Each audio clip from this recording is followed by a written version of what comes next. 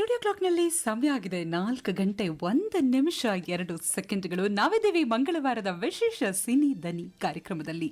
ನಟ, ಬರಹಗಾರ, ನಿರ್ದೇಶಕ, ನಿರ್ಮಾಪಕ, ಜಾಹೀರಾತು ಕ್ಷೇತ್ರದಲ್ಲಂತೂ ದೊಡ್ಡ ಹೆಸರು, ಧ್ವನಿಯನ್ನೇ ಸಂಪತ್ತಾಗಿಸಿಕೊಂಡಿರುವ ಅದ್ಭುತ ಧ್ವನಿ ಕಲಾವಿದ ಕೂಡ ಹೌದು. ಇವತ್ತಿನ ಸಿನಿದನಿಯಲ್ಲಿ ನಮ್ಮ ಜೊತೆಯಾಗಿದ್ದಾರೆ ವೆಂಕಟ್ ಶಾಸ್ತ್ರಿ. ಅವರನ್ನ ಕಾರ್ಯಕ್ರಮಕ್ಕೆ ಸ್ವಾಗತಿಸೋಣ. ನಮಸ್ತೆ ಸರ್, ಕಾರ್ಯಕ್ರಮಕ್ಕೆ ಆತ್ಮೀಯ ಸ್ವಾಗತ. ಧನ್ಯವಾದಗಳು ಮೇಡಮ್. ಹೇಗಿದ್ದೀರಿ? ತುಂಬ ತುಂಬ ತುಂಬ ಸಂತೋಷವಾಗಿದ್ದೀನಿ. ಇಲ್ಲಿ ಬಂದು ನನಗೆ ಎಷ್ಟು ಸಂತೋಷ ಆಗ್ತಾಯಿದೆ ಅಂದರೆ, ನನ್ನ ಧ್ವನಿ ಕೇಳೋಕ್ಕೆ ಇಷ್ಟು ಜನಗಳು ಆನ್ಲೈನ್ ಕಾಯ್ತಾ ಇದ್ದಾರೆ ಅಂದರೆ this is A great opportunity madam. So ನಿಮ್ಮ ಧ್ವನಿ ಕೇಳ್ತಾ ಇದ್ರೇ ಮತ್ತೆ ಮತ್ತೆ ಕೇಳಬೇಕು, ಮತ್ತೆ ಮತ್ತೆ ಕೇಳಬೇಕು ಅನಿಸ್ತದೆ. ಸೊ ನೀವಷ್ಟೇ ಮಾತಾಡಬೇಕು, ಇಲ್ಲಿ ನಾನು ಸುಮ್ಮನಿರ್ಬೇಕಂತ ನನಗೆ ಅನ್ನಿಸ್ತಾ ಇದೆ. ಹಾಗೆಲ್ಲ ಇಲ್ಲ. ನನ್ನನ್ನು ಇಲ್ಲಿ ಕರೆಸ್ಕೊಂಡಿದ್ದಕ್ಕೆ ನಿಮಗೂ ಮತ್ತು FM ರೇನ್ಬೋ ಕಾಮನಬಿಲ್ಲುಗೂ ಅನಂತ ಧನ್ಯವಾದಗಳು. ತುಂಬ ತುಂಬ thanks madam. Thank you so much sir. 2000 ಇಸ್ವಿಯಿಂದ ಈ ತನಕ ನೀವು ಮಾಧ್ಯಮ ಕ್ಷೇತ್ರದಲ್ಲಿ ಇದ್ದೀರಿ. ಸೊ ಒಂದು ರೀತಿ ಅವಿರತ ಶ್ರಮ ಅಂತಲೇ ಹೇಳ್ಬೋದು. ಯಾಕಂದರೆ ಸತತ 24 ವರ್ಷ ಒಂದೇ ಕ್ಷೇತ್ರದಲ್ಲಿ ಸ್ಟ್ಯಾಂಡ್ ಆಗೋದಿದೆಯಲ್ಲ, ಅದು ಕಂಪ್ಲೀಟ್ ಅದ್ರ ಬಗ್ಗೆನೇ ಆಸಕ್ತಿ ಕೊಟ್ಟು. ಸೊ ಒಂದು ಕ್ಷಣ ನೀವು ಹಿಂತಿರುಗಿ ನೋಡಿದಾಗ ಏನೇನೆಲ್ಲ ಅನಿಸುತ್ತೆ, ಏನೇನೆಲ್ಲ ಹೀಗೆಲ್ಲ ದಾಟಿ ಬಂದ ನಾನು ಅಂತ ಹೇಳಿ ನೆನಪು ಮಾಡ್ಕೊಳ್ಳೋವಂಥ ಘಟನೆಗಳು, ಈ ಬಗ್ಗೆ ಹೇಳೋದಾದರೆ? ಆ್ಯಕ್ಚುಲಿ ಈ ಇಂಡಸ್ಟ್ರಿಗೆ ಕಾಲಿಡೋದಕ್ಕೆ ತುಂಬ ದೊಡ್ಡ ಧೈರ್ಯ ಬೇಕು, ಒಂದು ದೊಡ್ಡ ಗುಂಡಿಗೆನೇ ಬೇಕು ಎಲ್ಲರಿಗೂ. ಯಾಕೆಂದರೆ ಇಲ್ಲಿ ಸಂಬಳ ಯಾರು ಕೊಡೋದಿಲ್ಲ, ನಿಮಗೆ ಕಷ್ಟ ನಷ್ಟಗಳಿಗೆ ಯಾರು ಸಹಾಯ ಮಾಡೋವಂಥವ್ರು ಯಾರೂ ಇಲ್ಲ ಇಲ್ಲಿ. ನಾನು 24 ವರ್ಷಗಳಿಂದ 25 ವರ್ಷಗಳಿಂದ ಈ ಇಂಡಸ್ಟ್ರಿನಲ್ಲಿದ್ದೀನಿ. ವಾಯ್ಸ್ ಓವರಿಂದ ಪ್ರಾರಂಭ ಮಾಡಿದ್ದು ಸುಮಾರು 2008-09 ಆ ಒಂದು ಅವಧಿಯಲ್ಲಿ ನಾನು ವಾಯ್ಸ್ ಓವರನ್ನು ಪ್ರಾರಂಭ ಮಾಡಿದೆ. ಮಾಧ್ಯಮ ಕ್ಷೇತ್ರದಲ್ಲಿ 24 ವರ್ಷಗಳ ಒಂದು ಪ್ರತಿಬಿಂಬಿಸೋ ಈ ಪ್ರಯಾಣ ಇದೆಯಲ್ಲ, ಇದು ಸಾಕಷ್ಟು ಸವಾಲುಗಳನ್ನು, ವಿಜಯಗಳನ್ನು ಒಂಥರ ಸಮ್ಮಿಶ್ರಣವಾಗಿ ಬಿಂಬಿಸಿದೆ. ಇದು ಏರಿಳಿತಗಳೆಲ್ಲ ತುಂಬ ಇದೆ. ಇದನ್ನು ನಾವು ಬ್ಯಾಲೆನ್ಸ್ ಮಾಡಬೇಕಾಗಿದೆ. ಈ ಚಾಲೆಂಜ್ಗಳೇನು ಅಂದರೆ, ಇವತ್ತಿನ ಚಾಲೆಂಜ್ ಏನು ಅಂದರೆ, ಈ ಡಿಜಿಟಲ್ ಪ್ಲ್ಯಾಟ್ಫಾರ್ಮ್ಗಳು, ಸಾಮಾಜಿಕ ಮಾಧ್ಯಮಗಳು, ಇದು ಈ ಬದಲಾಗ್ತಿರೋ ಒಂದು ಪ್ರೇಕ್ಷಕರ ಒಂದು ನಡವಳಿಕೆಗಳು, ಅವರ ಒಂದು ಎಕ್ಸ್ಪೆಕ್ಟೇಷನ್ನು, ಈ ಒಂದು ಮಾಧ್ಯಮದ ಭೂದೃಶ್ಯ ಅಂತ ಹೇಳ್ಬೋದು 2000 ಇಸ್ವಿಯಿಂದ ನಾಟಕೀಯವಾಗಿ ಬದಲಾಗೊಂಡಿದೆ. ಅಂದರೆ FM ಸ್ಟೇಷನ್ಗಳು ಪ್ರಾರಂಭ ಆಗಿದ್ದು ಸರಿಯಾಗಿ ಕೇಳೋದಕ್ಕೆ ಸುಮಾರು 2001-2002 ಇಸ್ವಿಯಲ್ಲಿ ಪ್ರಾರಂಭ ಆಯಿತು. ಆವಾಗಿಂದ ತುಂಬ ಬದಲಾವಣೆಗಳಾಗಿವೆ. ತಾಂತ್ರಿಕ ಪ್ರಗತಿಗಳಾಗಿರ್ಬೋದು, ಆಮೇಲೆ ಸೃಜನಾತ್ಮಕವಾದಂಥ ಅವಕಾಶಗಳು ಹೆಚ್ಚಾಗಿವೆ. ತುಂಬ ಜನಗಳಿಗೆ ವಾಯ್ಸ್ ಓವರ್ ಮಾಡೋದಕ್ಕೆ, ರೇಡಿಯೋದಲ್ಲಿ ಆರ್ಜೆಗಳಾಗೋದಕ್ಕೆ, ಮಾತಾಡೋದಕ್ಕೆ ಅವಕಾಶಗಳು ಸಿಕ್ಕಿವೆ. ಈ ತಾಂತ್ರಿಕ ಪ್ರಗತಿ ಅಂತ ಹೇಳಿದ್ರೆ, ನಾವು ಮೊದಲು ರೆಕಾರ್ಡಿಂಗ್ ಅಂದರೆ ಒಂದು ಸ್ಟುಡಿಯೋಗೆ ಹೋಗಿ ರೆಕಾರ್ಡ್ ಮಾಡಬೇಕಾಗಿತ್ತು. ಆ ಸ್ಟುಡಿಯೋ ನೋಡೋಕ್ಕೆ ಆಪರ್ಚುನಿಟಿಗಳು ಸಿಗ್ತಾ ಇರಲಿಲ್ಲ. ಇವತ್ತು ಸ್ಟುಡಿಯೋಗಳು ಎಲ್ಲ ಕಡೆಯೂ ಇದೆ. ನಾವು ಲ್ಯಾಪ್ಟಾಪಲ್ಲೇ ಒಂದು ಲ್ಯಾಪ್ಟಾಪನ್ನೇ ಒಂದು ಸ್ಟುಡಿಯೋ ಆಗಿ ಮಾಡ್ಕೋಬೋದಂಥ ಒಂದು ಅವಕಾಶ ಇದೆ. ಹೌದು. ಅದನ್ನು ಪ್ರೋಸೆಸ್ ಮಾಡೋಕ್ಕೆ, ಆಡಿಯೋ ಪ್ರೋಸೆಸ್ ಮಾಡೋದಕ್ಕೆ ಅಂತ ಸಾಫ್ಟ್ವೇರ್ಗಳು ಅದೆಲ್ಲ ತುಂಬ ಬಂದಿರೋದು. ಅದು that is A welcome new ಅಲ್ವಾ? ಸೊ ಅಂದರೆ ತಂತ್ರಜ್ಞಾನ ಅನ್ನೋದು ಇವತ್ತು ನಮ್ಮ ಬೆರಳ ತುದಿನಲ್ಲೇ ಎಲ್ಲವೂ ಲಭ್ಯ ಇದೆ ಅನ್ನೋ. You are very right. ಅದ್ರ ಜೊತೆಗೆ ಈ ರೀಚ್ ಇದೆಯಲ್ಲ, ಜನಗಳನ್ನ ರೀಚ್ ಮಾಡುವಂಥ ಅವಕಾಶ. ಇವತ್ತು ಏನು ನಾವು ರೆಕಾರ್ಡ್ ಮಾಡಿ ಒಂದು ವಾಯ್ಸನ್ನು ನಾನು ಸಾಮಾಜಿಕ ಜಾಲತಾಣದಲ್ಲಿ ಬಿಟ್ಟೆ ಅಂತಂದರೆ, ಪ್ರಪಂಚವೆಲ್ಲ ಹರಡುವಂಥ ಒಂದು ಅವಕಾಶ ಸಿಕ್ಕಿದೆ. ಮತ್ತು ಕಲಿಕೆ ಮತ್ತು ಬೆಳವಣಿಗೆ, ಕಲಿತಾ ಇದ್ದ ಹಾಗೆ ನಾವು ಬೆಳೀತಾ ಇದ್ದೀವಿ. 24 ವರ್ಷ ತಿರುಗಿ ನೋಡಿದ್ರೆ ಕಲಿಕೆ ಇದೆ, ಅನುಭವಗಳ ಬುತ್ತಿ ಇದೆ, ಒಂದಷ್ಟು ಬೆಳವಣಿಗೆ ಕೂಡ ನಿಮ್ಮಲ್ಲಿ ಆಗ್ತಾ ಬಂದಿದೆ. ಎಲ್ಲವೂ ಕೂಡ ಇದೆ ಅನ್ನುವಂಥದ್ದು. ಸರ್, ನಿಮ್ಮ ಊರು, ನಿಮ್ಮ ಬಾಲ್ಯ, ನಿಮ್ಮ ಹಿನ್ನೆಲೆ ಬಗ್ಗೆ ಹೇಳಿ. ನಾನು ಆ್ಯಕ್ಚುಲಿ ಹುಟ್ಟಿದ್ದು ನನ್ನ ಹೆಮ್ಮೆಯ ಮೈಸೂರು, ಅರಮನೆ ನಗರಿ ಮೈಸೂರು. ಸೊ ನಾನು ಮೈಸೂರಿನಲ್ಲಿ ಹುಟ್ಟಿದ್ದಾದರೂ ನಾನು ಬೆಂಗಳೂರಿನಲ್ಲೇ ಬೆಳೆದಿದ್ದು. ಯಲಹಂಕದಲ್ಲಿ ಸರ್ಕಾರಿ ಪ್ರಾಥಮಿಕ ಶಾಲೆ, ಸರ್ಕಾರಿ ಪ್ರೌಢಶಾಲೆಯಲ್ಲಿ ಕನ್ನಡ ಮಾಧ್ಯಮದಲ್ಲೇ ಓದ್ದವನು ನಾನು. ನನ್ನ ತಂದೆ ರಾಮಶಾಸ್ತ್ರಿ ಅಂತ, ಅವರು ಯಲಹಂಕದ Indian Railways wheel and axle plant ಅಂತ, ಈಗ ಅವರು ರೈಲ್ ವೀಲ್ ಫ್ಯಾಕ್ಟ್ರಿ ಅಂತ ಆಗಿದೆ, ಅದಕ್ಕೆ ಹೆಸರಿಟ್ಟಿದ್ದಾರೆ. ಅಲ್ಲಿ ಅವರು ಸರ್ಕಾರಿ ನೌಕರರಾಗಿ ನಿವೃತ್ತರಾದರು. ನಮ್ಮ ತಾಯಿ ನಾನು ಓದಿದ್ದ ಸರ್ಕಾರಿ ಶಾಲೆನಲ್ಲೇ ನನ್ನ ಕ್ಲಾಸ್ ಟೀಚರ್ ಆಗಿದ್ದರು. ಇದು ನನಗೆ ಹೆಮ್ಮೆ ತರುವಂಥ ವಿಚಾರ. ಸೂಪರ್. ನನಗೆ 2 ಅಕ್ಕಂದರು, ವಸುಮತಿ, ಭಾನುಮತಿ. ನನ್ನ ಹೆಸರು ಯಾಕೆ ಮಂದಮತಿ ಅಂತ ಹೇಳಿಲ್ಲ ಅಂತ ಕೇಳಬೇಡಿ. ವಸುಮತಿ ಅವರು ಸಂಗೀತದಲ್ಲಿ ಅಲ್ಲ, ಮೈಸೂರು ನಿಮ್ಮನ್ನ ನೋಡಿದವ್ರು ಯಾರು ನಿಮ್ಮನ್ನ ಮಂದಮತಿ ಅಂತ ಹೇಳಿಕ್ ಸಾಧ್ಯನೇ ಇಲ್ಲ. ವಸುಮತಿ ಭಾನುಮತಿ ಇಬ್ಬರು ನನಗೆ ಅಕ್ಕಂದರು. ವಸುಮತಿ ಮೈಸೂರು ವಿಶ್ವವಿದ್ಯಾನಿಲಯದಲ್ಲಿ ಸ್ನಾತಕೋತ್ತರ ಸಂಗೀತದಲ್ಲಿ ಸ್ನಾತಕೋತ್ತರ ಪದವೀಧರೆ. ಮತ್ತು ನನ್ನ ಎರಡನೇ ಅಕ್ಕ ಭಾನುಮತಿ ಒಬ್ಬಳು ಸಂತೃಪ್ತ ಗೃಹಿಣಿ. ನನ್ನ ತಂದೆ ರೈಲ್ವೆ ಕೆಲಸದಲ್ಲಿ ಆನೇಕಲ್ಗೆ ವರ್ಗ ಆಗಿದ್ದರು. ಅಲ್ಲಿಂದ ಯಲಹಂಕಕ್ಕೆ 1980ರಿಂದ ಅಲ್ಲಿಗೆ ಶಿಫ್ಟ್ ಆದಮೇಲೆ ಅದೇ ಸುತ್ತಮುತ್ತಲಿನ ಹಳ್ಳಿಗಳಲ್ಲಿ ಆಟ ಆಡ್ತಾ, ಕೆರೆ ಬಾವಿಗಳಲ್ಲಿ ಈಜಿ, ಎಮ್ಮೆ ಮೇಲೆ ಸವಾರಿ ಮಾಡ್ತಾ, ಚಿನ್ನಿದಾಂಡು, ಗೋಲಿ, ಬುಗುರಿ ಆಡ್ತಾ ನನ್ನ ಬಾಲ್ಯವನ್ನು ಕಳೆದೆ. ಸೂಪರ್ ಆಗಿತ್ತು ಬಾಲ್ಯ ಮಾತ್ರ. ಇದನ್ನ ನೋಡಿದಾಗ ಈಗ ಅಕ್ಕ ಸಂಗೀತದಲ್ಲಿ ಆಸಕ್ತಿ ಇದೆ, ನೀವು ನೋಡಿದ್ರೆ ಅದರಲ್ಲೇ ಅವರು ಸ್ನಾತಕೋತ್ತರ ಟೀಚ್ ಮಾಡ್ತಾ ಇದ್ದಾರೆ. ಸೊ ನೀವು ನೋಡಿದ್ರೆ ಇಲ್ಲೂ ಎಲ್ಲೋ ಒಂದ್ ಕಡೆ ಕ್ರಿಯೇಟಿವ್ ಆಗಿರುವಂತ ಜಾಬಲ್ಲೇ ಇದ್ದೀರಾ. ಅದು ನೀವು ಮಾಧ್ಯಮ, ಚಲನಚಿತ್ರ, ಈ ಕಡೆ ಕಿರುತೆರೆ, ಹಿರಿತೆರೆ ಎಲ್ಲವನ್ನು ಆವರಿಸ್ಕೊಂಡಿದ್ದೀರಾ. ಸೊ ನಿಮ್ಮ ಕುಟುಂಬದಲ್ಲಿ ಏನಾದರೂ ಈ ಥರದಕ್ಕೆ ಸಂಬಂಧಪಟ್ಟಂತಹ ಹಿನ್ನೆಲೆ ಏನಾದರೂ ಇತ್ತಾ? ತುಂಬ ಒಳ್ಳೆ ಪ್ರಶ್ನೆ ಕೇಳಿದ್ರಿ. ಯಾರೇ ಆದರೂ ಒಂದು ಫೀಲ್ಡಿಗೆ ಬರೋದಕ್ಕೆ ಯಾವುದೋ ಒಂದು ಪ್ರೇರಣೆ ಬೇಕು, ಏನೋ ಒಂದು ಪ್ರೋತ್ಸಾಹ ಬೇಕು, ಏನೋ ಒಂದು ಬೆಂಬಲ ಬೇಕು. ನನಗೆ ಪ್ರಾಬಬಲಿ ನನಗನ್ಸೋ ಹಾಗೆ ನನಗಾಗಿರೋದೇನು ಅಂದರೆ, ನಮ್ಮ ತಾಯಿಯವರ ತಂದೆ ಡಾಕ್ಟರ್ HS ನಂಜುಂಡ ಶರ್ಮಾ ಅಂತ ಅವರು ಇದರಲ್ಲಿದ್ದರು. ತುಮಕೂರಿನಲ್ಲಿ ಅವರು ಡಾಕ್ಟರ್ ಆಗಿ ಪ್ರಾಕ್ಟೀಸ್ ಮಾಡ್ತಾಯಿದ್ರು. ಅವರು ಒಂದು ನಾಟಕದ ಕಂಪನಿ ಇಟ್ಟಿದ್ರು. ಇಂದಿರಾ ಲಲಿತ ಕಲಾ ನಾಟಕ ಸಂಘ ಅಂತ ಒಂದು ನಾಟಕದ ಕಂಪನಿನ ಇಟ್ಟಿದ್ರು. ಅವರು ನಾಟಕಗಳು ಬರಿತಾ ಇದ್ದರು, ಕಾದಂಬರಿಗಳು ಬರೆದಿದ್ದಾರೆ, ಪುಸ್ತಕಗಳು ಬರೆದಿದ್ದಾರೆ. ಹಲವಾರು ಭಾಷೆಗಳಲ್ಲಿ, ಸಂಸ್ಕೃತ, ತಮಿಳು, ತೆಲುಗು, ಉರ್ದು, ಕನ್ನಡ, ಹಿಂದಿ, ಇಂಗ್ಲೀಷು, ಈ ಎಷ್ಟು ಭಾಷೆಗಳಲ್ಲಿ ಪರಿಣಿತಿ ಹೊಂದಿದ್ದಂಥ ವ್ಯಕ್ತಿ ಅವರು. GV ಅಯ್ಯರು, ಹೊನ್ನಪ್ಪ ಭಾಗವತರು, ಅವ್ರ ಜೊತೆ ಎಲ್ಲ ದೊಡ್ಡ ದೊಡ್ಡ ಸಿನಿಮಾಗಳಲ್ಲಿ ಸ್ಕ್ರಿಪ್ಟ್ ಬರೆಯೋದಕ್ಕೆ, ನಾಟಕಗಳಿಗೆ ಎಲ್ಲದಕ್ಕೂ ಅವ್ರ ಜೊತೆ ಓಡಾಡಿ ಸಾಧನೆ ಮಾಡಿದಂಥ ಅವ್ರು. ರಾಜ್ಕುಮಾರು, ಲೀಲಾವತಿ ಅವರೆಲ್ಲ ನಮ್ಮ ಮನೆಗೆ ಬರ್ತಾಯಿದ್ರು. ನಮ್ಮ ತಾಯಿಗೆ ಲೀಲಾವತಿ ಅಂತ ಹೆಸರಿಡೋದಕ್ಕೆ ಅದೇ ಕಾರಣನೂ ಏನೋ ಗೊತ್ತಿಲ್ಲ ನನಗೆ. ಒಟ್ಟಲ್ಲಿ ಅವರು ಈ ಒಂದು ಕ್ಷೇತ್ರದಲ್ಲಿ ತುಂಬ ದೊಡ್ಡ ಸಾಧನೆಯನ್ನು ಮಾಡಿದ್ದಂಥ ಒಬ್ಬ ವ್ಯಕ್ತಿ. ಅದು ಎಲ್ಲೋ ಬಂದಿದೆ ಜೀನ್ಸಲ್ಲಿ ಬಂದಿದೆ ಅಂತ ನನಗನ್ಸುತ್ತೆ. ಅವರು ನನಗೆ ಕೊಟ್ಟಂಥ ಇದು ಒಂದು ಭಿಕ್ಷೆ, ಬಳುವಳಿ, ಒಂದು ಕೊಡುಗೆ ಅಂತ ನಾನು ಅನ್ಕೋತೀನಿ. ಇದ್ರ ಜೊತೆಗೆ ನಮ್ಮ ತಾಯಿಗೆ ಇದ್ದಂಥ ಒಂದು ಆಸಕ್ತಿ ಸಂಗೀತ, ಸಾಹಿತ್ಯ. ನಮ್ಮ ಅಕ್ಕಂದರು ಬೆಳಗ್ಗೆ 6 ಗಂಟೆಗೆ 5:30ಗೆ ಹಾಡುಗಳನ್ನ ಪ್ರಾಕ್ಟೀಸ್ ಮಾಡ್ತಾ ಇದ್ದಂಥದ್ದು. ಇದೆಲ್ಲ ನಾನು ಕೇಳಿ ನನಗೆ ಸಂಗೀತ ಮೊದಲನೇ ಒಂದು ಕಲೆ ಅಂತಂದರೆ ಸಂಗೀತದ ಒಂದು ಅರಿವು ನನಗೆ ಅರ್ಥ ಆಗಿದ್ದು ನನ್ನ ಬಾಲ್ಯದಲ್ಲಿ. ಸೊ ಬಾಲ್ಯದಲ್ಲೇ ನೀವು ಸಂಗೀತನ ಅಷ್ಟು ಕೇಳ್ತಾ ಇದ್ರಿ ಅಂತ ಹೇಳಿದ್ರೆ, ಬಹುಶಃ ಮನೆಯಲ್ಲಿ ಹಾಡ್ತಿದ್ದಂಥ ಹಾಡುಗಳಿಗಿಂತ ಭಿನ್ನವಾಗಿ ಈ ಸಿನಿಮಾ ಹಾಡುಗಳು ಇದನ್ನೇನಾದರೂ ಹೆಚ್ಚು ಕೇಳೋವಂಥದ್ದು ಆ ಆಸಕ್ತಿ ಎಲ್ಲ ಇತ್ತಾ? ಹೇಗೆ ನೀವು ಕನೆಕ್ಟ್ ಮಾಡಿಬಿಟ್ರಿ ಅಂತಂದರೆ, ನಾವು ಬೆಳಗ್ಗೆ 5:30-6 ಗಂಟೆಗೆ ಇಲ್ಲಿ ಸಾಪಾಸ ಕೇಳ್ತಾ ಇದ್ದೆ.